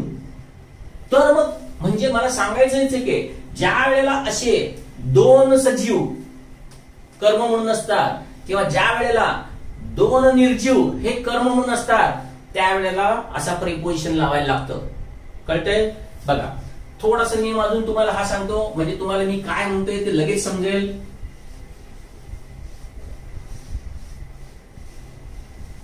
बघा समजा मी असं म्हटलं, मी त्याला पुस्तक दिले. बरोबर आहे. इथे तुम्हाला आता डायरेक्ट ऑब्जेक्ट आणि इनडायरेक्ट ऑब्जेक्ट समजते. याला मी O1 म्हणतो, याला O2 म्हणतो, कारण का डायरेक्ट ऑब्जेक्ट हा इनडायरेक्ट ऑब्जेक्ट. बघा आता नियम काय होतो, ज्या वेळेला मी बघा ज्या वेळेला मी हे पहिल्यांदा घेतो, I gave a book to him असं केलं. बरोबर ना. काय केलं, प्रत्यक्ष कर्म पहिल्यांदा घेतलं. प्रत्यक्ष कर्म जर मी पहिल्यांदा घेतलं तर मला इथे प्रिपोजिशन वापरावंच लागतं. माहितीये तुम्हाला सगळ्यांना हे. बर पण तेच मी जर अप्रत्यक्ष कर्म जर पहिलं घेतलं म्हणजे आय गेव हिम, तर मात्र मला बुक साठी लिहावं लागत नाही, कुठलंही हे घ्यावं लागत नाही. म्हणजे थोडक्यात काय, प्रत्यक्ष कर्म हे जर निर्जीव असेल म्हणजे इथल्या ह्याच्याप्रमाणे, कळलं का, निर्जीव दिसतंय तर नंतर तुम्हाला प्रिपोजिशन घ्यावं लागतं. बरोबर ना. आता इथे निर्जीव आणि सजीवाचा काही संबंधच नाही, दोन्हीही सजीव आहे. बरोबर आहे ना. मग त्यावेळेला पहिल्यांदा क्रिया कुठली होते, ज्या वेळेला असे दोन सजीव असतात त्यावेळी ज्याच्यावर पहिली क्रिया होते तेच तुम्हाला पहिलं घ्यावं लागतं. बघा कारण वर्णन क्रियाची क्रिया दोन्ही याच्यावरती होते. मग ते ज्या वेळेला दोन्ही याच्यावरती क्रिया होते म्हणजे दोन्ही सज्जनावर झाली, त्यावेळेला ज्याच्यावर पहिल्यांदा क्रिया झाली आहे ते नेहमी पहिलं घ्यावं लागतं. म्हणून हे पहिलं घेतलंय बघा, हिज वाईफ. आणि ज्या वेळेला असं हे पहिलं घेतलं जातं डायरेक्ट ऑब्जेक्ट, बघा डायरेक्ट ऑब्जेक्ट ज्या वेळेला पहिलं घेतलं जातं त्यावेळेला मग दुसऱ्या ऑब्जेक्टच्या पुढे टू लागतं. ज्या वेळेला इनडायरेक्ट ऑब्जेक्ट पहिलं घेतलं जातं त्यावेळेला वापरू नये हा नियम जरी असला तरी इंग्लिशमध्ये ही अशी काही क्रियापद आहेत. डिस्क्राईब आहे, सजेस्ट आहे, एक्सप्लेन आहे. मग ही क्रियापद आहेत ना, ही नेमकी क्रियापद ज्या वेळेला ती डायरेक्ट क्रिया करतात का आणि त्यावेळेला तो डायरेक्ट ऑब्जेक्ट समजणं महत्वाचं आहे. असं वाक्य समजलं तर या वाक्यांमध्ये डायरेक्ट ऑब्जेक्ट कुठलं आहे ना हे समजणं महत्वाचं आहे. मित्रांनो हे फक्त लक्षात ठेवा. पण लक्षात ठेवा हे डायरेक्ट ऑब्जेक्ट आणि इनडायरेक्ट ऑब्जेक्ट समजणं का महत्वाचं आहे की खरोखरच एखाद्या क्रियापदाची क्रिया त्या वस्तूवर किंवा व्यक्तीवर डायरेक्ट होते का हे समजणं महत्वाचं आहे तुम्हाला. म्हणजे जसं आय टोल्ड यू म्हणजे मी तुम्हाला सांगितलं असं ज्यावेळी मी म्हणतो किंवा मी तुला सांगितलं असं ज्यावेळी म्हणतो त्यावेळी सांगण्याची क्रिया तुझ्यावरती होत असते, डायरेक्ट होत असते ती. कळते ना. म्हणून अशा क्रियापदांच्या पुढे प्रिपोजिशन येत नाही. पण आता आपण जे बघितलं सजेस्ट, डॉक्टर सजेस्टेड हर, तिकडे आपला सजेस्टेडच्या नंतर टू लावायलाच पाहिजे तर मात्र हे वाक्य बरोबर होईल. आय एक्सप्लेन देम नुसतं एक्सप्लेन करून चालणार नाही. आता जर असं केलं ना तर समजेल. म्हणजे डायरेक्ट ऑब्जेक्ट हा इथे अध्यारूत आहे. कळलं का. बघा ना अजून सोपं तुम्हाला सांगतो, की जे केल्याने अर्थ कसा बदलतो बघा. जर समजा मी असं लिहिलं, ही रोड फादर, बघा या वाक्याचा अर्थ काय होतोय. आपल्याला या वाक्याचा अर्थ असा वाटतो की त्याने वडिलांना लिहिले. आपल्याला हा अर्थ वाटतोय आणि तो बरोबरही वाटतोय, पण जे वाटतंय ना ते तसं नाहीये. ऍक्च्युली याचा अर्थ असा होतो, त्याने फादर लिहिले. म्हणजे काय केलं माहिती का, त्याने हा शब्दच लिहिलाय, ही रोड फादर. मग त्याने वडिलांना लिहिले असं म्हणायचं असेल तर तुम्हाला इथे टू लावायला लागतं, प्रेपोजिशन लावायला लागतं. म्हणजे एखादी क्रिया जर डायरेक्ट त्याच्यावर होत असेल तर टू वापरायची, म्हणजे प्रेपोजिशन वापरायची गरज नसते. पण इकडे डायरेक्ट क्रियाच होत नाहीये, मग तुम्हाला हे घ्यावं लागेल. मगाशी जसं इथे सांगितलं, डॉक्टर सजेस्टेड टू हर, थोडक्यात लिहितो मी, डॉक्टर सजेस्टेड टू हर, इथे चालणार. जर तुम्ही डॉक्टर सजेस्टेड हर घेऊन टाकलं तर अर्थाचा अनर्थ होतोय, म्हणून हे घ्यावं लागतं. असं तेच इकडे सांगतोय तुम्हाला, कळतंय. म्हणून इंग्लिशचं वाक्य समजणं खूप महत्वाचं आहे आणि ह्याच्यासाठी या बेसिक कॉन्सेप्ट आहेत ना, ह्या डोक्यामध्ये गेल्या पाहिजेत. आता ह्याच्यावरती परीक्षेत कसं उदाहरण येऊन गेले ना, ते मुद्दामून तुम्हाला दाखवतो. बघा काय काय ते होतं ते बघा. म्हणजे आपण काय शिकतोय ना हे तुम्हाला समजेल. लक्षात ठेवा, परीक्षेसाठी जे आवश्यक ना ते प्रत्येक गोष्ट आलीच पाहिजे. कॉन्सेप्ट हा नियम एकदा समजून घेतला ना तर तुम्हाला सगळं समजेल. बघा परीक्षेमध्ये असं वाक्य येऊन गेलं. आता हे वाक्य करेक्ट आणि इनकरेक्ट पण येऊन गेलं. मित्रांनो बघा, पेपर सेटर काय विचार करतोय हे कोणालाही समजत नाहीये. दुर्दैव आहे, दुर्दैव. मला ते पण काही नाही सांगायचंय. बेसिक म्हणून ज्या तुम्ही नाउन, ऍडजेक्टिव्ह, ऍडव्हर्ब हे ते ह्याच्या ज्या मागे लागता ना, बाजूला करा. मी सांगतोय त्याच्यावरती लक्ष ठेवा फक्त.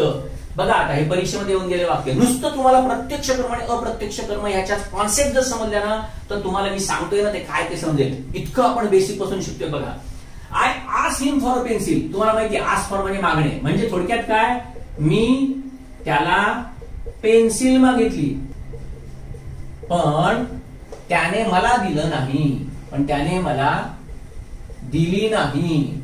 आता हे सगळं वाचल्यानंतर तुम्हाला वाटेल अरे काय सर याच्यामध्ये काय चूक आहे, सगळं तर बरोबरच दिसतंय.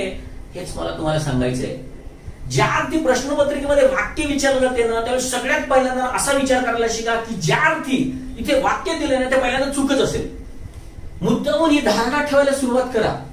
ज्या अर्थी वाक्य दिले ना ते आधी चूकच आहे, संशय आला पाहिजे. बघा ना, पाणी प्यायचं असेल की नाही पाणी, तर तुम्ही एखादा ग्लास घेता आणि त्याच्यानंतर त्याच्यामध्ये बघता काही पडलंय बिडलंय आहे का नाही. पर्टिक्युलरली आपण ज्या वेळेला हॉटेलमध्ये किंवा बाहेर गावी ज्यावेळी जात असतो ना, तर हॉटेलमध्ये पाणी आणून दिल्यानंतर आधी आपण बघतो त्यात काय आहे का. शंका, संशय. ते नाही सांगायचं मला, इकडे सांगायचंय.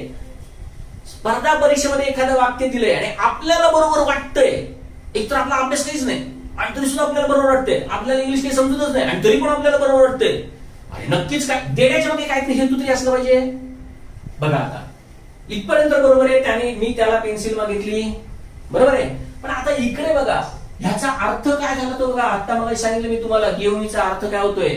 म्हणजे मी त्याला पेन्सिल मागितली, बघा मी त्याला पेन्सिल मागितली पण त्याने मलाच दिलं नाही. अरे ह्याचा अर्थ काय, म्हणजे इथला जो डायरेक्ट ऑब्जेक्ट आहे हा डायरेक्ट ऑब्जेक्ट इकडे दिसला तर पाहिजे ना, नाहीतर ही डिडंट गिव्ह मी याचा अर्थ काय होईल की त्याने मलाच दिलं नाही. म्हणजे या वाक्यात आणि आपल्याला काही संबंधच उरला नाही आणि मी काय अशी देण्याची वस्तू आहे का जसं पेन्सिल दिली जाईल तशी.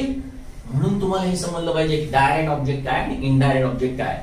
मग हे वाक्य बरोबर कसं येईल माहितीये का, असे येईल, but he didn't give it to me. आता हे वाक्य पूर्ण झालं, कळतंय. आधीच्या वाक्यामध्ये असलेलं ऑब्जेक्ट इथे फक्त, परत मी म्हणते तुम्हाला, हे इथलं काही नाही समजलं तरी चालेल, या वाक्याचा अर्थ समजला पाहिजे. स्पर्धा परीक्षा मागे कुठे चालली आणि आपण कुठे आहोत, एक तर एकच घेऊन बसतो. म्हणून मला तुम्हाला सांगायचंय की जे शिकवतोय ना ते नीट लक्षात घ्या की काही गोष्टी आहेत ना या पुस्तकामध्ये नाही दिल्या जात. म्हणजे माझं जरी पुस्तक असलं तरी मी तुम्हाला सांगतो काही गोष्टी नाही देणार, त्या मी शिकवणारच, त्या पुस्तकात देणारच नाही. तिथे हा प्रत्यक्ष कर्म काय अप्रत्यक्ष कर्म काय हे सगळं समजून घेईन, पण शेवटी हे जे आहे ना इंगित हे तुम्हाला सरांकडूनच शिकावं लागतं. आता थोडस आपण वर्ककडे जाऊया, बरोबर आहे. याच्यावरती मी काल तुम्हाला एक उदाहरण दिलं होतं, सकर्मक आणि अकर्मक क्रियापद. मी परत आता सकर्मक आणि क्रियापद खूप जास्त आपल्याला शिकायचं नाही, मी आता फक्त थोडस सांगणार आहे आणि स्पष्ट कल्पना देऊन पुढे जाणार आहे. तर ते काय, तर तुम्हाला माहिती आहे इंग्लिशमध्ये दोन प्रकारची क्रियापद आहेत, ज्याला सकर्मक किंवा बरं मराठीतच आपण बघू, बरोबर आहे. सकर्मक क्रियापद किंवा अकर्मक क्रियापद असं म्हटलं जातं. बर, आता सकर्म म्हणजे काय? कर्मासहित असणारं क्रियापद, म्हणजे ज्या क्रियापदाला कर्माची जरुरी असते किंवा ज्या क्रियापदाच्या नंतर तुम्हाला कर्म दिसतं किंवा ज्या क्रियापदाच्या नंतर तुम्हाला कर्म देणं भाग असतं, अशी सगळी असतात ती सकर्मक क्रियापद, बरोबर आहे. आणि दुसरं आहे अकर्मक क्रियापद. हे मुद्दामून वेगळं लिहिलंय, असं लिहिलं जात नाही मला माहिती आहे, फक्त तुम्हाला समजण्यासाठी. कारण का याचा अर्थ सह आणि याचा अर्थ अ म्हणजे नाही, कळलं. बर, ह्याच्यामध्ये आता सगळ्यात महत्वाचा नियम काय लक्षात ठेवायचा ना, तो बघा, सकर्मक क्रियापद आणि अकर्मक क्रियापद. तुम्हाला मराठीमधला हा रूल माहितीये, तोच रूल जसाच्या तसा इंग्लिशमध्ये, किंबहुना इंग्लिशमध्ये जसाच्या तसा तो रूल मराठीमध्ये घेतला गेलेला आहे.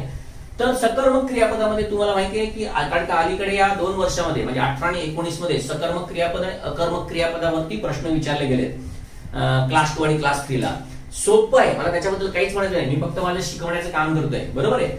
आणि ह्याच्यामधलं महत्वाचं काय समजून घ्यायचंय तेही बघा. सकर्मक क्रियापद म्हणजे जिथे क्रिया ही कर्मावरती होत असते, आणि ज्यावेळी कर्मावरती क्रिया होत असते त्यावेळी ते सकर्मक क्रियापद असतं, आणि ज्यावेळी कर्मावरती क्रियापद होत नसते त्यावेळी त्याला अकर्मक क्रियापद असं म्हणतात, बरोबर आहे. बर, म्हणजे आता तुम्हाला माहिती आहे आता अशी बरीच क्रियापद सांगता येतील. जसं बघा, मी समजा असं म्हटलं टेक, गिव्ह, बाय, सेल, आणि त्याच्यानंतर अकर्मक क्रियापदामध्ये गो, कम, फ्लाय, रन, वॉक, बरोबर आहे. लगेच समजतं अकर्मक क्रियापद म्हणजे काय, ज्याला कर्माची आवश्यकता नसते, बरोबर आहे. क्रियापद दिसलं आणि क्रियापदाचा अर्थ समजला तर तुम्हाला हे समजतं की बाबा हे सकर्मक क्रियापद आहे. कारण का, घेण्याची क्रिया कशावर तरी होते, देण्याची क्रिया कशावरती होते, विकत घेण्याची क्रिया कशावर तरी होते, विकण्याची क्रिया कशावर तरी होते. तसंच इकडे बघा, जाणे, आता जाण्याची क्रिया कशावर होत नसते, येण्याची क्रिया कशावर होत नसते, उडण्याची क्रिया कशावर होत नाही, धावण्याची क्रिया कशावर होत नाही, वॉक, चालण्याची क्रिया कशावरही होत नाही. मग आता बघा, समजा मी असं म्हटलं त्याने मला विकले, चालेल का बघा. कारण का, विकण्याची क्रिया कशावर तरी होते, कशावर तरी काहीतरी वरती होते, म्हणजे सकर्मक क्रियापद आहे. आणि विकण्याची क्रिया तुम्ही ह्याच्यावरती करू शकत नाही, मला विकणार आहात का, मग सांगितलं तसं डायरेक्ट ऑब्जेक्ट, कळलं का. तुम्ही जर असं मराठीमध्ये म्हटलं तरी चूक आहे, का त्याने मला काय विकले हे तर सांगायला पाहिजे, नाही तर त्याने मला विकलं, ह्याला काही अर्थ नाही उरत. बर, तसंच देणे, विकणे किंवा विकत घेणे हे जे आहे हे सगळं हे अशा प्रकारचं आहे, कळतंय.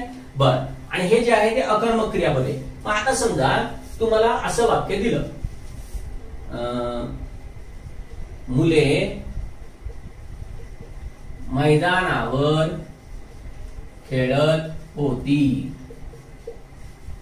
तेच मी म्हटलं, मुले मैदानावर फुटबॉल खेळत होती. आता बघा, खेळणे क्रियापद. मग आता हे समजा तुम्हाला हेच परीक्षेमध्ये असं दिलं, बघा मी काय सांगतोय लक्षात घ्या, परीक्षेमध्ये काही विचारू शकतात, मी असं म्हणतच नाही हे विचारलंय. परीक्षेत उद्या विचारलं गेलं तर आपल्याला काय आलं पाहिजे हे समजलं पाहिजे.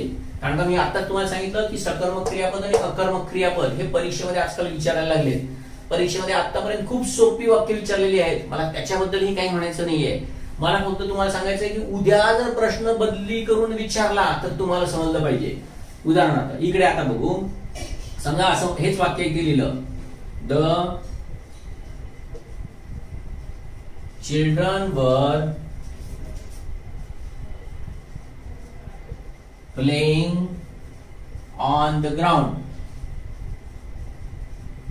आणि जर तुम्हाला विचारलं हे काय आहे, द ग्राउंड, किंवा नुसतंच हे विचारलं द ग्राउंड काय आहे, अगदी नाही अंडरलाईन करून हे विचारलं हे काय आहे, तर आता आणि तेच इकडे बघा पुढे हेच वाक्य लिहितो मी इकडे, the children were playing football on the ground. समजा हे विचारणार नाहीत, मी तुम्हाला फक्त सांगतोय, उद्या जर विचारलं तर तुम्हाला इथे प्लेइंगच्या नंतर काय ऑन द ग्राउंड दिसतंय, मग हे काय आहे. ग्राउंड हे ऑब्जेक्ट आहे का, असं जर समजा तुम्हाला विचारलं तर ते ऑब्जेक्ट अजिबात नाही. हा, ते नाऊन आहे पण ते ऑब्जेक्ट नाहीये, एवढं लक्षात ठेवा.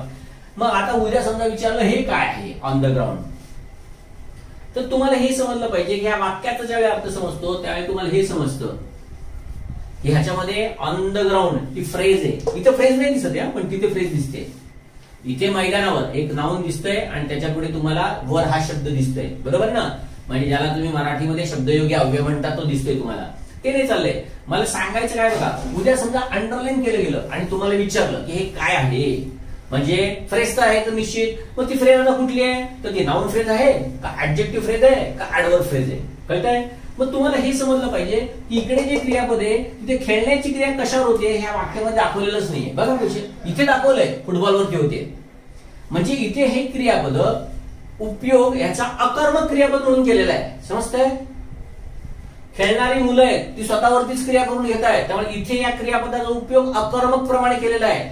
मग इथे हे दिसतंय हे काय आहे, ही फ्रेज आहे ती काय आहे, तर ह्याचं उत्तर बघा तुम्हाला कुठे असा प्रश्न विचारला तर मिळतंय. काल मी तुम्हाला सांगितलंय बघा, का, कधी, कुठे, कसा, किती, बरोबर ना. हे ज्या वेळेला तुम्ही क्रियापदाला प्रश्न विचारता वर्बला, ज्यावेळेला तुम्ही का, कधी, कुठे, कसा आणि किती हे ज्या वेळेला प्रश्न ज्यावेळेला तुम्ही क्रियापदाला विचारता त्यावेळेला तुम्हाला जे मिळत असतं तर एक तर ते ऍडवर्ब तरी असतं किंवा ती ऍडवर्ब फ्रेज तरी असते. बघा हाच प्रश्न आपण इकडे विचारतोय बघा. म्हणजे दिसताना तुम्हाला हे समजलं पाहिजे की हे क्रियापद अकर्मक आहे. परत सांगतोय, मराठी जर वाचलं आणि मराठीमध्ये अर्थ समजला तरच तुम्हाला समजणार आहे की आता इथे हे कुठे प्रश्न विचारल्यानंतर इथे हे मिळणार हे वर्ड नसून फ्रेज आहे, म्हणून त्याला ऍडवर्ब फ्रेज म्हणायचं. या फ्रेजेस ओळखणं इतक्या सोपं आहे माहितीये का. परत म्हणून म्हटलं पुस्तक नीट वाचा, पुस्तकाचा नीट अभ्यास करा. बर, म्हणजे ही इथे आता ऍडवर्ब फ्रेज आहे का, तर कुठे नाही आलंय. पण तेच इकडे जर तुम्हाला ह्याच्या खाली अंडरलाईन केलं तर हे तर समजणं खूप सोपं आहे तुम्हाला. काय आहे काय त्याच्यामध्ये, खेळण्याची क्रिया फुटबॉलवरती होते. परीक्षक हे विचारलं ना तर मग तो परीक्षक कसला. परीक्षक लक्षात ठेवा, परीक्षेतनं तुम्हाला परीक्षकाला माहिती आहे की जेवायचं असंच असतं, खायचं असंच असतं. तो काय करतो माहितीये का, असं नाही खाणार, तो असं काहीतरी करून खाईल, दाखवेल तुम्हाला. प्रश्न तोच विचारलेला असतो, नियम तोच असतो. काल सांगितलं जॅकलिन फर्नांडिस एकच, फक्त विचारण्याची स्टाईल बदलतात. हे तर कधीच नाही विचारणार. एवढं सोपं विचारलं तर मग काय मेहरबान एमपीएससी तुम्हाला काही खिरापत वाटणार आहे का. नाही नाही रे, तिचे 3 वेळा अटेम्प्ट झाले, हा तिला मिळालं पाहिजे, अजिबात नाही. नाही पण सर मी आता गेली 5 वर्ष बसतोय सर, आता तरी मला पोस्ट मिळाली पाहिजे. हो ना, एमपीएससी ला माहितीच आहे तू 5 वेळा बसतोय, बरोबर ना. तर मित्रांनो असं नाहीये, म्हणून तुम्हाला सांगतो की कॉन्सेप्ट समजून घ्या. हे तर तुम्हाला समजणं सहज सोपं आहे, पण उद्या जर असं टाकलं तर काय करणार म्हणून समजलं पाहिजे तुम्हाला. आता मगाशी जसं मी तुम्हाला सांगितलं बघा, आय टॉट हिम, उद्या समजा हे दिलं तर तुम्हाला समजलं पाहिजे की आता इथे वाक्य पण बरोबर आहे आणि शिकवण्याची क्रिया डायरेक्ट त्याच्यावर पण ती होते. म्हणजे हे डायरेक्ट ऑब्जेक्ट म्हणजे हे सकारात्मक क्रियापद आहे. खूप सोपं आहे, समजेलच तुम्हाला. पण हेच मी म्हटलं, आय सेड यू, मी तू म्हणालो, याचा अर्थ काय बघा, मी तुला म्हणालो नाहीये, मी तू म्हणालो. म्हणजे इथे पण सजीव दिसतोय, इथे पण सजीव दिसतोय, इथे मात्र हे वाक्य बरोबर दिसतंय, इथे मात्र हे वाक्य चूक आहे. कारण का इथे मी तू म्हणालो नाही तर तुला म्हणालो. मग या क्रियापदाचा नियम आहे की इथे वापरायला लागतं. हेच तर तुम्हाला समजलं पाहिजे. काही क्रियापद असतात ना, ती काही क्रियापदांच्या नंतर ज्यावेळेला तुम्हाला सजीव कर्म कळतंय का, सजीव कर्म, काही क्रियापदांच्या नंतर ज्या वेळेला सजीव कर्म घ्यायचं असतं त्यावेळेला त्याला प्रेपोजिशनची आवश्यकता असते, काही क्रियापद नसते. एवढाच फक्त फरक आहे. मग आता हे जर दिलं वाक्य आणि सकर्मक क्रियापद कर्म आहे, सकर्मक आहे का अकर्मक आहे हे तर तुम्हाला सहज समजणार आहे. पण उद्या हे करेक्ट आणि इनकरेक्टलाच दिलं एवढंच वाक्य, आय से यू, तर तुम्हाला समजलं पाहिजे नाही हे वाक्य चुकीचं आहे. जसं मगाशी दाखवलं, ही डिडंट गिव्ह मी, म्हणजे प्रत्येक वेळा मला तुम्हाला हेच सांगायचंय की शेवटी अर्थ समजून घ्या. मला तुम्हाला तेच सांगायचंय, ज्या वेळेला तुम्हाला इंग्लिश वाक्यांचा अर्थ समजायला लागेल ना त्या तुम्हाला हेच ग्रामर अतिशय सोपं व्हायला लागेल. आणि ते इतकं इंटरेस्टिंग आहे माहितीये का, खरंच. फक्त ना होतं का माहितीये का, आपण अभ्यास काहीच करत नाही. अभ्यास करा ना. म्हणून मी तुम्हाला पहिल्या दिवशी सांगितलं, घाबरायचं ना ते इंग्लिशला घाबरू नका. घाबरायचं ते कशाला घाबरा की मी अभ्यास करत नाही, बस त्याला घाबरा. आणि हे ज्यावेळी तुम्ही कराल ना त्यावेळी तुम्हाला सगळं इंग्लिश सोपं होईल माहितीये का. अहो भीती कुठपर्यंत माहिती का, पाण्यात उतरत नाही तोपर्यंत. चला पाण्यात उतरण्याची एकदा भीती तुम्ही सोडली, आता तुम्ही ज्या अर्थी क्लास लावलाय त्या अर्थी आता पाण्यात उतरायचे म्हणजे आता तुमची ही भीती तरी गेलेली आहे. मग आता उतरलाय ना, आता हातपाय तर मार, अभ्यास अभ्यास, तो अभ्यास फक्त चालू करा. काय नाही, दररोज 1 तास अभ्यास करा. पुस्तक मागवा, मी परत परत सांगतोय. तुम्ही म्हणाल सर मग आमच्याकडे या अमुक अमुक लेखकाचं पुस्तक आहे, हे पुस्तक आहे, ते पुस्तक आहे, वाचू का? तुम्ही कुठलंही पुस्तक वाचा, मला त्याच्याबद्दल काही देणं घेणं नाहीये. पण मी काय शिकवतोय हे जर तुम्हाला समजून घ्यायचं असेल, माझ्या पुस्तकात काय समजून घ्यायचं असेल, तर जे शिकवतोय तेच पुस्तकामध्ये. कसं असतं माहिती का, ट्युनिंग जमतं ट्युनिंग. आणि हे ट्युनिंग आहे ना, हे करून घ्या. मला ते काहीच नाही सांगायचंय, मला सांगायचंय शेवटी हे प्रत्येक नियम जे आपण शिकतोय त्याचं ऍप्लिकेशन आहे. डायरेक्ट ऑब्जेक्ट, इनडायरेक्ट ऑब्जेक्ट शिकलो, सकर्मक अकर्मक शिकलो, पण ते खरोखर सकर्मक आहे का अकर्मक आहे का हे जोपर्यंत तुम्हाला याचा अर्थ समजत नाही ना वाक्याचा, तोपर्यंत समजत नाही. आता बघा, अजून एक वाक्य सांगतो, परीक्षेमध्ये येऊन गेलं वाक्य, पण कदाचित मी काही वेळेला शिकवताना मुद्दाहून बदलत असतो. कारण का बघा, परत परत सांगतो की 30 वाक्य पुन्हा येत नसतात. त्याच्यामध्ये आपण काल तुम्हाला मी सूत्र सांगितलेली आहेत, बरोबर आहे. आता ती सूत्र आहेत, त्या सूत्राप्रमाणे ती सूत्र पाठ करा. त्याच्यानंतर मी काही आता तुम्हाला काही वाक्य देणार आहे, ती वाक्य इंग्लिश मध्ये करा.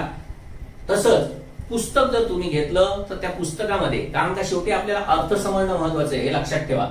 त्यामुळे एकच तुम्हाला समजलं पाहिजे की एकदा सूत्र समजली की तुम्हाला सब्जेक्ट समजला तर तो सब्जेक्ट क्रिया करणारा असतो. म्हणजे ऍक्टिव्ह व्हायचीच फक्त आधी प्रॅक्टिस करा की जेणेकरून तुम्हाला हे समजेल की हे काय आहे नेमकं. बऱ्याच जणांना खूप चांगला आणि गोड असं गैरसमज आहे, बऱ्याच जणांचा एक गोड गैरसमज आहे काय की आम्हाला ही सगळी वाक्य सर लिहिता येतात. मी परत सांगतो, तुम्हाला वाक्य काय लिहिता येतात याला काही महत्व नाहीये, तुम्हाला वाक्यांचा अर्थ समजतो का हे महत्वाचे आहे. मला सांगायचं काय ते बघा, सगळ्यात पहिल्यांदा मी ना तुम्हाला टेन्सेस सांगतो. तुम्हाला माहितीये मराठीमध्ये जाऊ दे, पण इंग्लिशमध्ये 12 टेन्सेस आहेत, बरोबर आहे. काल त्याची सगळ्याची सूत्र दिलेली आहेत. पण ही सूत्र करत असताना नेमकं काय करायला पाहिजे हे थोडक्यात मी तुम्हाला सांगणार आहे, आणि ते समजून घ्या आणि ते नीट लक्षात ठेवा. इंग्लिश समजणं येणं हे खूप महत्वाचं आहे. लक्षात ठेवा, मराठी ही आपली काठी आहे, काठी, आणि या काठीने आपल्याला इंग्लिश आहे ना, त्या इंग्लिशवरती मात करायचंय. कसं इंग्लिश येत नाही बघू आपण, इंग्लिश कसं समजत नाही. मला तुम्हाला इंग्लिश आलं पाहिजे, कारण का आपल्याला काही पीएचडी मिळवायची नाही इंग्लिशमध्ये.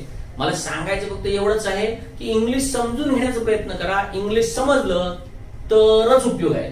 आणि ते समजण्यासाठी काय करायचं यासाठी मी आधी मुद्दाम तुम्हाला टेन्सेस सांगतो काही, म्हणजे मराठीमधले टेन्सेस सांगतोय आणि हे कसे लक्षात ठेवायचे ते पण बघा. त्याच्याप्रमाणे तिकडे प्रॅक्टिस दिलेली आहे, ती प्रॅक्टिस पण करा.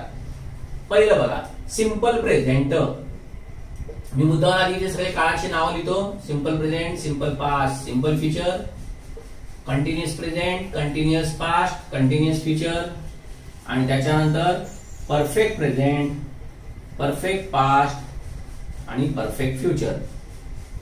आता बघा मित्रांनो, मी इकडे तुम्हाला ना एक क्रियापद घेतो. जसं एक समजा मी खाणे क्रियापद घेतलं, बरोबर आहे, खाणे, इट क्रियापद.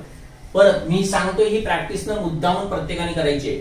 मी मराठीतली प्रॅक्टिस देतोय, अशी प्रॅक्टिस करायची. काय करायचं बघा, समजा आता मी इकडे असं म्हटलं की मी खातो, तर ह्याला सिंपल प्रेझेंट असं म्हणतात. काय म्हणतात ते बघा. सिंपल प्रेझेंट म्हणजे नेहमी होणारी क्रिया. सिंपल प्रेझेंट म्हणजे नेहमी होणारी क्रिया. हे एकदा माहित झालं ना, मग आता मी इकडे ना नेहमी लिहितो.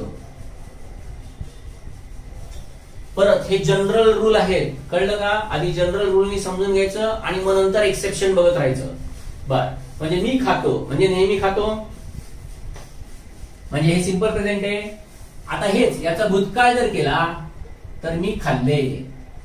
मग आता खाल्ले म्हणजे कधी खाल्ले बघा.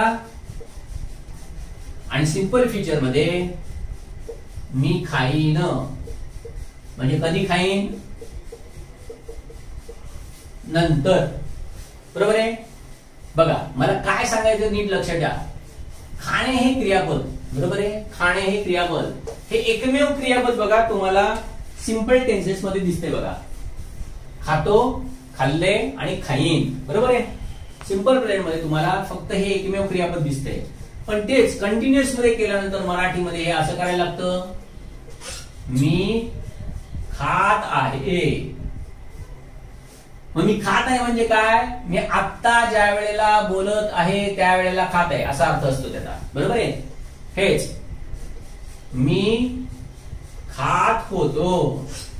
कधी खात होतो तर काल किंवा भूतकाळ. मी आता बोलतो याच्या अगोदरचा कुठल्याही याच्यामध्ये त्या विशिष्ट वेळी मी खात होतो. बरोबर आहे. आणि कंटिन्युअस फ्युचर मध्ये मी खात असेन. म्हणजे कधी तर भविष्यात त्या विशिष्ट वेळी मी खात असेन. बरोबर आहे. बर परफेक्ट प्रेझेंट मध्ये हेच वाक्य होतं, मी खाल्ले आहे. मी खाल्ले आहे म्हणजे क्रिया पूर्ण झालेली आहे. तेच परफेक्ट पास्ट मध्ये मी खाल्ले होते. परत म्हणजे काय तर क्रिया पूर्ण होती. आणि इकडे मी खाल्ले असेल म्हणजे क्रिया पूर्ण असेल, भविष्यात पूर्ण झालेली असेल. बरोबर आहे. बर आता मला काय सांगायचे त्याच्याकडे नीट लक्ष द्या. बघा आता मी तुम्हाला काय म्हटलं बघा, खाणे हे क्रियापद आहे. हे खाणे हे क्रियापद ज्या वेळेला टेन्स मध्ये आपण वापरत असतो त्यावेळेला मराठीमध्ये या तिन्ही ह्याच्यामध्ये फक्त क्रियापद दिसते बघा. फक्त क्रियापद आहे बघा. खातो, खाल्ले, खाईन ह्याच फक्त रूप दिसते. फक्त खाणे या क्रियापदाची 3 रूप जी आहेत ना ती 3 रूप वापरली आणि हे काळ ही रूपच आपल्याला ना काळ थांबतोय. खातो म्हणजे नेहमी खातो, खाल्लं म्हणजे पूर्वी खाल्लं, खाईन म्हणजे नंतर खाईन. कळतंय. इथे त्याच्यावरती आहे. सांगायचं काय बघा की ज्या वेळेला तुम्हाला क्रियापदावरनं काळ समजतो त्यावेळी ते नेहमी सिंपल प्रेझेंट, सिंपल पास्ट किंवा फ्युचर, सिंपल फ्युचरच असतात. फक्त क्रियापदावरून काळ समजतोय. कळतंय. पण तेच ज्या वेळेला क्रियापदावरनं काळ समजत नाही त्यावेळी ते काळ आहेत ना ते आहेत. ते कसे ते आपण बघू. सगळ्यात पहिल्यांदा बघा मी खातो म्हणजे नेहमी खातो. सिंपल प्रेझेंट ही नेहमी होणारी क्रिया. जसं बघा सूर्य पूर्वेला उगवतो नेहमी होणारी क्रिया. सूर्य पश्चिमेला मावळतो नेहमी होणारी क्रिया. पक्षी आकाशात उडतात नेहमी होणारी क्रिया. आपण डोळ्यांनी पाहतो नेहमी होणारी क्रिया. आपण कानांनी ऐकतो नेहमी होणारी क्रिया. आपण दररोज जेवतो नेहमी होणारी क्रिया. नेहमी होणारी क्रिया. मी आठवड्यातून एकदा शनिवारचा उपवास करतो, आठवड्यातून एकदा, पण नेहमी होणारी क्रिया. महिन्यातून 2दा एकादशी होते नेहमी होणारी क्रिया. बरोबर आहे. तेच मी म्हटलं वर्षातून एकदा दसरा येतो नेहमी होणारी क्रिया. वर्षातून एकदा तरी काय क्रिया नेहमीच होते ना. समजते ना. बर हेच मी म्हटलं वर्षातून एकदाच दिवाळी येते एकदाच होणारी क्रिया पण असं नेहमी होतं. हेच मी म्हटलं कुंभमेळा 12 वर्षांनी होतो नेहमी होणारी क्रिया. 12 वर्षांनी होणार आहे तरी पण नेहमी होणारी क्रिया आहे. कळते का. मला सांगायचं या नेहमी शब्दाची ना व्याप्ती समजून घ्या. व्याप्ती कळलं का. नुसतं दिसलं ऑलवेज की केलं सिंपल प्रेझेंट ह्याला अर्थ नाहीये. ती क्रिया नेहमी होते का. परत आपल्याला इंग्लिश मध्ये शिकताना हे टेन्सेस पुन्हा शिकायचे. आता फक्त मी तुम्हाला ते इंग्लिश समजण्यासाठी ते सगळं समजण्यासाठी काय काय मराठी येणं आवश्यक आहे आणि त्याचप्रमाणे इंग्लिश मध्ये ते कसं तुम्हाला जमलं पाहिजे हे मी तुम्हाला शिकवतोय. आणि हे एकदा मित्रांनो तुम्ही शिकलात ना तर तुम्हाला खरंच सांगतो इंग्लिश सारखी सोपी भाषा या जगात नाही. इंग्लिश मध्ये मार्क मिळवणं म्हणजे किस झाड की पत्ती आहे. फक्त मी सांगतो तुझं करा बस. मग आता इथे तुम्हाला तेच सांगितलं कळलं. मग खाल्लं म्हणजे पूर्वी खाल्लं. टेन्स कशी समजून घ्यायची असतं नाही लक्षात ठेवा. मी आत्ता बोलतोय ना हाच फक्त वर्तमान काळ आहे. फक्त हा वर्तमान काळ आहे. याच्या अगोदरची कोणतीही क्रिया असू दे ही भूतकाळच आहे आणि ह्याच्या नंतर होणारी कुठलीही क्रिया असू दे ही भविष्यकाळच आहे. हे तुम्हाला समजलं पाहिजे. कळतंय. मग इथे खातो नेहमी खातो. खाल्लं म्हणजे कल्पना करा. खाल्लं म्हणजे पूर्वीच खाल्लं. खाईन म्हणजे कधी तर नंतरच खाईन ही कल्पना करा. जेवढं इमॅजिनेशन चांगलं ना तेवढं तुम्हाला लवकर यायला लागेल. बघा साधं सोपं उदाहरण सांगतो तुम्हाला. परत परत सांगतो. 2 कानांच्या मध्ये दिलेलं जे इंद्रिय ना बुद्धी, बुद्धी मेंदू त्याचा वापर करा. बुद्धी जेवढं बुद्धीला तुम्ही मित्र म्हणाल ना तेवढं तुम्हाला लवकर समजेल. बघा बुद्धी असते ना बुद्धी ही नेहमी चित्रमय असते. चित्र स्वरूपामध्येच असते बुद्धी. बुद्धीला शब्द समजत नाही. आता मी इथे काही जरी बोलत असलो आणि तुम्हाला समजत असलं ना तरी सध्या त्या बुद्धीच्या संकल्पना एवढ्या घट्ट आतमध्ये झालेल्या ना कल्पना त्यामुळे तुम्हाला समजतं. पण बुद्धी ही नेहमी चित्ररूपच असते. कशी ते बघा. मी तुम्हाला एक उदाहरण देतो. समजा मी असं तुम्हाला म्हटलं पांढरा वाघ आता तुम्ही बंगाली टायगर तर बघितलेला आहे, बरोबर ना? पण पांढरा वाघ, मी असं पांढरा वाघ म्हटल्यानंतर तुमच्या डोळ्यासमोर असं आलं का बघा? पलाकाना पा, वरती अनुस्वार पान, ढ ढ ढगातला, रलाकाना रा, वलाकाना वा, घ घ घरातलं. तुमच्या डोळ्यासमोर एक बंगाली टायगर आला आणि निमिषार्धात किंबहुना हे बोलण्याच्या आतमध्ये तुम्ही कल्पना पण केली पांढऱ्या वाघाची. कळतंय? लक्षात ठेवा, बुद्धीला तुम्हाला शब्द नाही समजलाय, तेच मला तुम्हाला इथे सांगायचंय. शब्द समजून घेऊ नका, शब्दाच्या मागे दडलेला अर्थ आहे ना, त्या अर्थामध्ये घुसण्याचा प्रयत्न करा. सुरुवातीला फक्त तुम्हाला एक 7-8 दिवस हे करावं लागेल, नंतर तुम्हाला फार लवकर समजायला लागेल. आणि मित्रांनो, माझा अनुभव आहे इथे ना, फक्त नीट करा, सगळ्यांना मार्क्स मिळतात इंग्लिश मध्ये. बर, मग आता पांढरा वाघ म्हटल्यानंतर डोळ्यासमोर काय आलं? तुमच्या चित्र आलं. मग मला तुम्हाला हेच सांगायचंय, तेच मित्रांनो लक्षात ठेवा की बुद्धी ही चित्र स्वरूप आहे. कळतंय? तो शब्द बघितला की त्या कल्पना मनात येत असतात. त्याचप्रमाणे तुम्हाला हे टेन्सेस समजले पाहिजेत. हे एकदा टेन्सेस समजले, बाकी इंग्लिश मध्ये काय? इंग्लिश मध्ये तर तुमची सूत्र फिक्स आहेत. ती सूत्रामध्ये तुम्हाला त्याचा अर्थ मराठीमध्ये समजला, झालं, इंग्लिश समजलं. समजा मला कन्नडची लिपी वाचता येते, कन्नडची लिपी मला नुसती कन्नडची लिपी वाचता येते, तर मी कन्नड वाचेन ना, पण मला ते काय लिहिलं त्याचा अर्थच नाही कळते. मग मला कन्नड येतं, मी असं म्हणेन का? पण तुम्हाला तर दिसताना वाटेल, अरे सर काय कन्नड मस्त वाचताय. अरे हो, पण मी कन्नड वाचते, पण मला समजते असं कुठं तुम्हाला माहितीये? मला तेच तुम्हाला सांगायचंय. अनेक मुलं असं म्हणतात, सर इंग्लिश सगळं वाचता येतं, आम्हाला सगळं वाचता येतं, पण आम्हाला सर त्याचा अर्थ समजत नाही. मला हेच तुम्हाला सांगायचंय की तो अर्थ समजून घेण्यासाठी मराठी तुमची मातृभाषा आहे ना, त्या मातृभाषेचा आधार घ्या, तुम्हाला हे समजायला लागेल. बर, आता इकडे म्हणजे खातो, खाल्लं, खाईन, हे तर समजलं. आता बघा, आता सांगितल्याप्रमाणे साध्या काळांमध्ये तुम्हाला फक्त आणि फक्त क्रियापदावरनं काळ समजतो. खातो, नेहमी खातो, खाल्लं, पूर्वी खाल्लं आणि खाईन नंतर खाईन, बरोबर आहे? आता हे जाऊ दे. ह्याच्यानंतर आता खालची जे तिन्ही काळ आहेत, कंटिन्युअस आणि परफेक्ट, त्याच्यामध्ये बघा, म्हणजे मी तुम्हाला काय सांगायचं मला तुम्हाला हे समजत येईल. इथे क्रियापदावरनं काय समजलाय, इथे बघा तिन्ही ठिकाणी क्रियापद तीच आहेत बघा. तिन्ही ठिकाणी क्रियापदाची रूप सेम आहेत, सेम, काही फरक नाहीये. कळतंय? इथे पण खात, इथे पण खात आणि इथे पण खात. परत आता हे जे मी मराठी सांगतोय ते इंग्लिशला अनुसरून सांगतोय, कारण का इंग्लिश वाक्यांचा अर्थ तसा समजून घ्यायचा असतो. कळलं? मग आता इथे बघा, त दिसल्यानंतर बघा कुठला टेन्स आहे बघा, कंटिन्युअस आहे, कंटिन्युअस. कळतंय? मला तुम्हाला हेच सांगायचंय की इथे जे आहे होता असेल, आहे होता असेल, हे जे आहे याला सहाय्यकारी क्रियापद असं म्हणतात. इंग्लिश मध्ये सांगतोय मी सगळं इंग्लिश मध्ये. मराठीमध्ये तुम्ही असं दोन्ही मिळून संयुक्त क्रियापद घेता, मला ते सांगायचंच नाही. हे जे आहे होता असेल आहे ना, हे सहाय्यकारी क्रियापद आहे. आणि हेच सहाय्यकारी क्रियापद तुम्हाला इथं पण दिसतंय बघा, आहे होता असेल. मला तुम्हाला हेच सांगायचंय, इकडे प्रत्येक क्रियापदाची रूप वेगळी आहेत. इकडे तिन्हीकडे क्रियापद यायचे, म्हणजे क्रियापदावरून तुम्हाला काय समजणारच नाही तो कंटिन्युअस आहे का परफेक्ट आहे. जर कंटिन्युअस आणि परफेक्ट समजून घ्यायचं असेल तर ही सहाय्यकारी क्रियापद आहेत ना, ही आपल्याला सांगत असतात की आम्ही म्हणजे ते सेंटेन्स कुठल्या काळात आहे. आहे म्हटल्यानंतर तुम्हाला वर्तमान काळ समजतो, होता म्हटल्यानंतर तुम्हाला भूतकाळ समजतो, आणि असेल म्हटल्यानंतर तुम्हाला भविष्यकाळ समजतो. म्हणजे फक्त कंटिन्युअस टेन्सेस मध्ये आणि परफेक्ट टेन्सेस मध्ये तुम्हाला क्रियापदावरनं काळ समजत नाही. समजतो बघा, खाल्ले सिंपल पास्टचं स्वरूप आहे बघा, इथं घेतलंय बघा, सगळीकडे सिंपल पास्टचं स्वरूप घेतलंय बघा. कळतंय? Simple past. तुम्ही म्हणाल सर नाही आम्ही खाल्ले नाही, जर खाल्लेले केलं तर काय? अरे तुम्ही हे बघा, मी जेवलो आहे म्हणा, नाहीतर मी जेवलेलो आहे म्हणा. मी नाश्ता केला आहे म्हणा, नाहीतर नाश्ता केलेला आहे म्हणा. सूर्य उगवला होता म्हणा, नाहीतर उगवलेला होता म्हणा. लक्षात ठेवा, क्रिया काय दिसते बघा, होता, भूतकाळ, कळलं, आहे, वर्तमान काळ. ज्या अर्थी ही सहाय्यकारी क्रियापद दिसतात ना, त्या अर्थी तुम्हाला लगेच समजलं पाहिजे की ज्या अर्थी सहाय्यकारी क्रियापद दिसत आहे त्या अर्थी एक तर कंटिन्युअस तरी आहे किंवा परफेक्ट तरी आहे. कळतंय? मग तो कंटिन्युअस आहे का परफेक्ट आहे ते ह्याने ओळखायचं असतं बघा. त कळतं? आणि हे जे त आहे त्याला इंग्लिश मध्ये तुम्ही आयएनजी वापरत असता, बाकी काय नाही. I am eating, I was eating, I will be eating.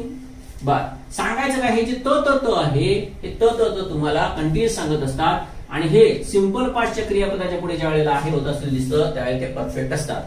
आता इथपर्यंत ठीक आहे. हे जसं आहे ना तसंच तुम्हाला मग नेगेटिव्ह मध्ये पण समजलं पाहिजे. निगेटिव्ह मध्ये मी खातो याचा तुम्हाला अर्थ काय होणार आहे बघा. आपलं निगेटिव्ह मध्ये मी खातो याचं निगेटिव्ह असं होतं बघा, मी खात नाही. इथे फक्त नाही शब्द आलाय. लक्षात ठेवा, नाही हा शब्द क्रियापद नाही आहे, ते इंग्लिश मध्ये ऍडव्हर्ब आहे. ऍडव्हर्ब क्रिया विशेषण. दुसरं खाल्ले, खाल्ले नाही. आणि खाईन, खाणार नाही. बरोबर आहे बघा. खातोचं खात नाही झालं, खाल्लेचं फक्त पुढे नाही लागलं, खाईनचं खाणार करून नाही लागलंय. बरोबर आहे. आता तेच इथे बघा, मी खात आहे. आता याचं निगेटिव्ह तुम्ही जर असं केलं, मी खात नाही, तर मात्र तुम्ही चुकीचे आहात. कारण का, तुम्हाला मग नियमच समजला नाही. आता मी काय सांगितलं की कंटिन्युअस आणि परफेक्ट याच्यामध्ये सहाय्यकारी क्रियापद असतातच. मग इथे कुठे सहाय्यकारी क्रियापद दिसतंय का? नाही, हे क्रियापद नाहीच आहे. मग खात नाही, मग हे इथलं जे सहाय्यकारी क्रियापद आहे ते इथे आलं पाहिजे. मग ते आपण असं म्हणतो, मी खात नाही आहे. आपण असं न म्हणता फक्त काय करतो, या दोघांचं एकत्र करतो आणि या आहेच्या ऐवजी आपण बघा काय करतो, मी खात नाही ये, तर य लावतो. य म्हणजे त्याचा अपभ्रंश येतो, आहेचा अपभ्रंश आहे. य म्हणजेच आहे. कळतंय? मग तसंच इकडे पण बघा, खात होतो, खात नव्हतो. परत बघा, याचा संधी विग्रह करा म्हणजे तुम्हाला बघा हा शब्द मिळतोय का. मी खात होतो, मी खात नव्हतो. न अधिक होतो. मी खात असेन, मी खात नसेन. कळलं? परत इथलं जे तो आहे ते तुम्हाला इथं पण दिसतंय बघा. आणि ही सगळी सहाय्यकारी क्रियापद इथे दिसतात बघा. आहेच इथे आहे, होतच इथे आहे आणि असेनच इथे दिसतंय. कळतंय? हेच इकडे पण आहे. खाल्ले आहे याचं जर तुम्ही नुसतंच खाल्ले नाही केलं तर सिंपल पास्ट याच्यामध्ये काहीच फरक नाही. नियम काय, सहाय्यकारी क्रियापद दिसलं पाहिजे. मग तेच आता मी फक्त आता असं लिहितो, जे इथे मगाशी सांगितलं नाही अधिक आहे तेच इकडे आलं. तसंच मी खाल्ले होते, खाल्ले होते, खाल्ले नव्हते. आणि मी खाल्ले असेन, मी खाल्ले नसेन. कळलं? हे झाले. इथे पण जसं आहे होतं असेल आहे तसं तिकडे पण य होतं आणि असेल नसेल, न अधिक असेल हे आलेलं आहे. तर मित्रांनो, हे जे आहे ना, ही क्रियापदाची जी मराठीमधली जी मांडणी आहे ना, हे आधी 9 काळामध्ये एकदम परफेक्ट आली पाहिजे. Perfect continuous present, perfect continuous past आणि परफेक्ट कंटिन्युअस फ्युचर हे समजायला खूप सोपे आहेत आणि परीक्षेमध्ये ते खूप वेगळ्या पद्धतीने विचारले जातात. त्यामुळे त्याचं टेन्शन अजिबात घेऊ नका. ही बेसिक कॉन्सेप्ट आहे ना, जी 9 काळांची, ही सगळ्यात महत्वाची आहे. एक लक्षात ठेवा, परीक्षेमध्ये आलं तरी आतापर्यंत फक्त परफेक्ट कंटिन्युअस प्रेझेंटच आलेलं आहे. परफेक्ट कंटिन्युअस पास्ट फक्त एकदा येऊन गेलेलं आहे. परफेक्ट कंटिन्युअस फ्युचर अजून विचारलेलं नाहीये. त्यामुळे त्याच्या जास्त खोलामध्ये जाऊ नका. आता फक्त तुम्हाला एवढंच समजलं पाहिजे की ही मला सांगायचं काय, हे जसं एक वाक्य केलं ना, अशी कमीत कमी मराठीमधली ना 10 वाक्य तरी लिहून काढा. 10 वाक्य. परत बघा मी काय सांगितलंय, मराठीत लिहून काढा. मराठीत. अनेक जणांना इंग्लिशची एवढी घाई असते ना, सर तुम्ही मराठी काय शिकवता आणि त्याच्यापेक्षा आधी इंग्लिशच करून टाकतो. नका, असं करू नका. एक लक्षात ठेवा, आता आपण बेसिक शिकतोय ना, एकदम प्री बेसिक पासून मी तुम्हाला शिकवतोय. इथपासून करा, एवढं करा आणि सूत्र फक्त पाठ करा. आज फक्त एवढंच काम करायचं, फक्त ही 10 वाक्य लिहायची. आणि एकदा इंग्लिश मराठीमध्ये ही अशी वाक्य केली ना, किंवा नंतर इंग्लिश मधली कशी वाक्य करायची ना, ते नंतर तुम्हाला सहज समजेल. कळलं? त्यामुळे अजिबात टेन्शन घेऊ नका. फक्त सांगतो ना तेवढंच करा. कळलं?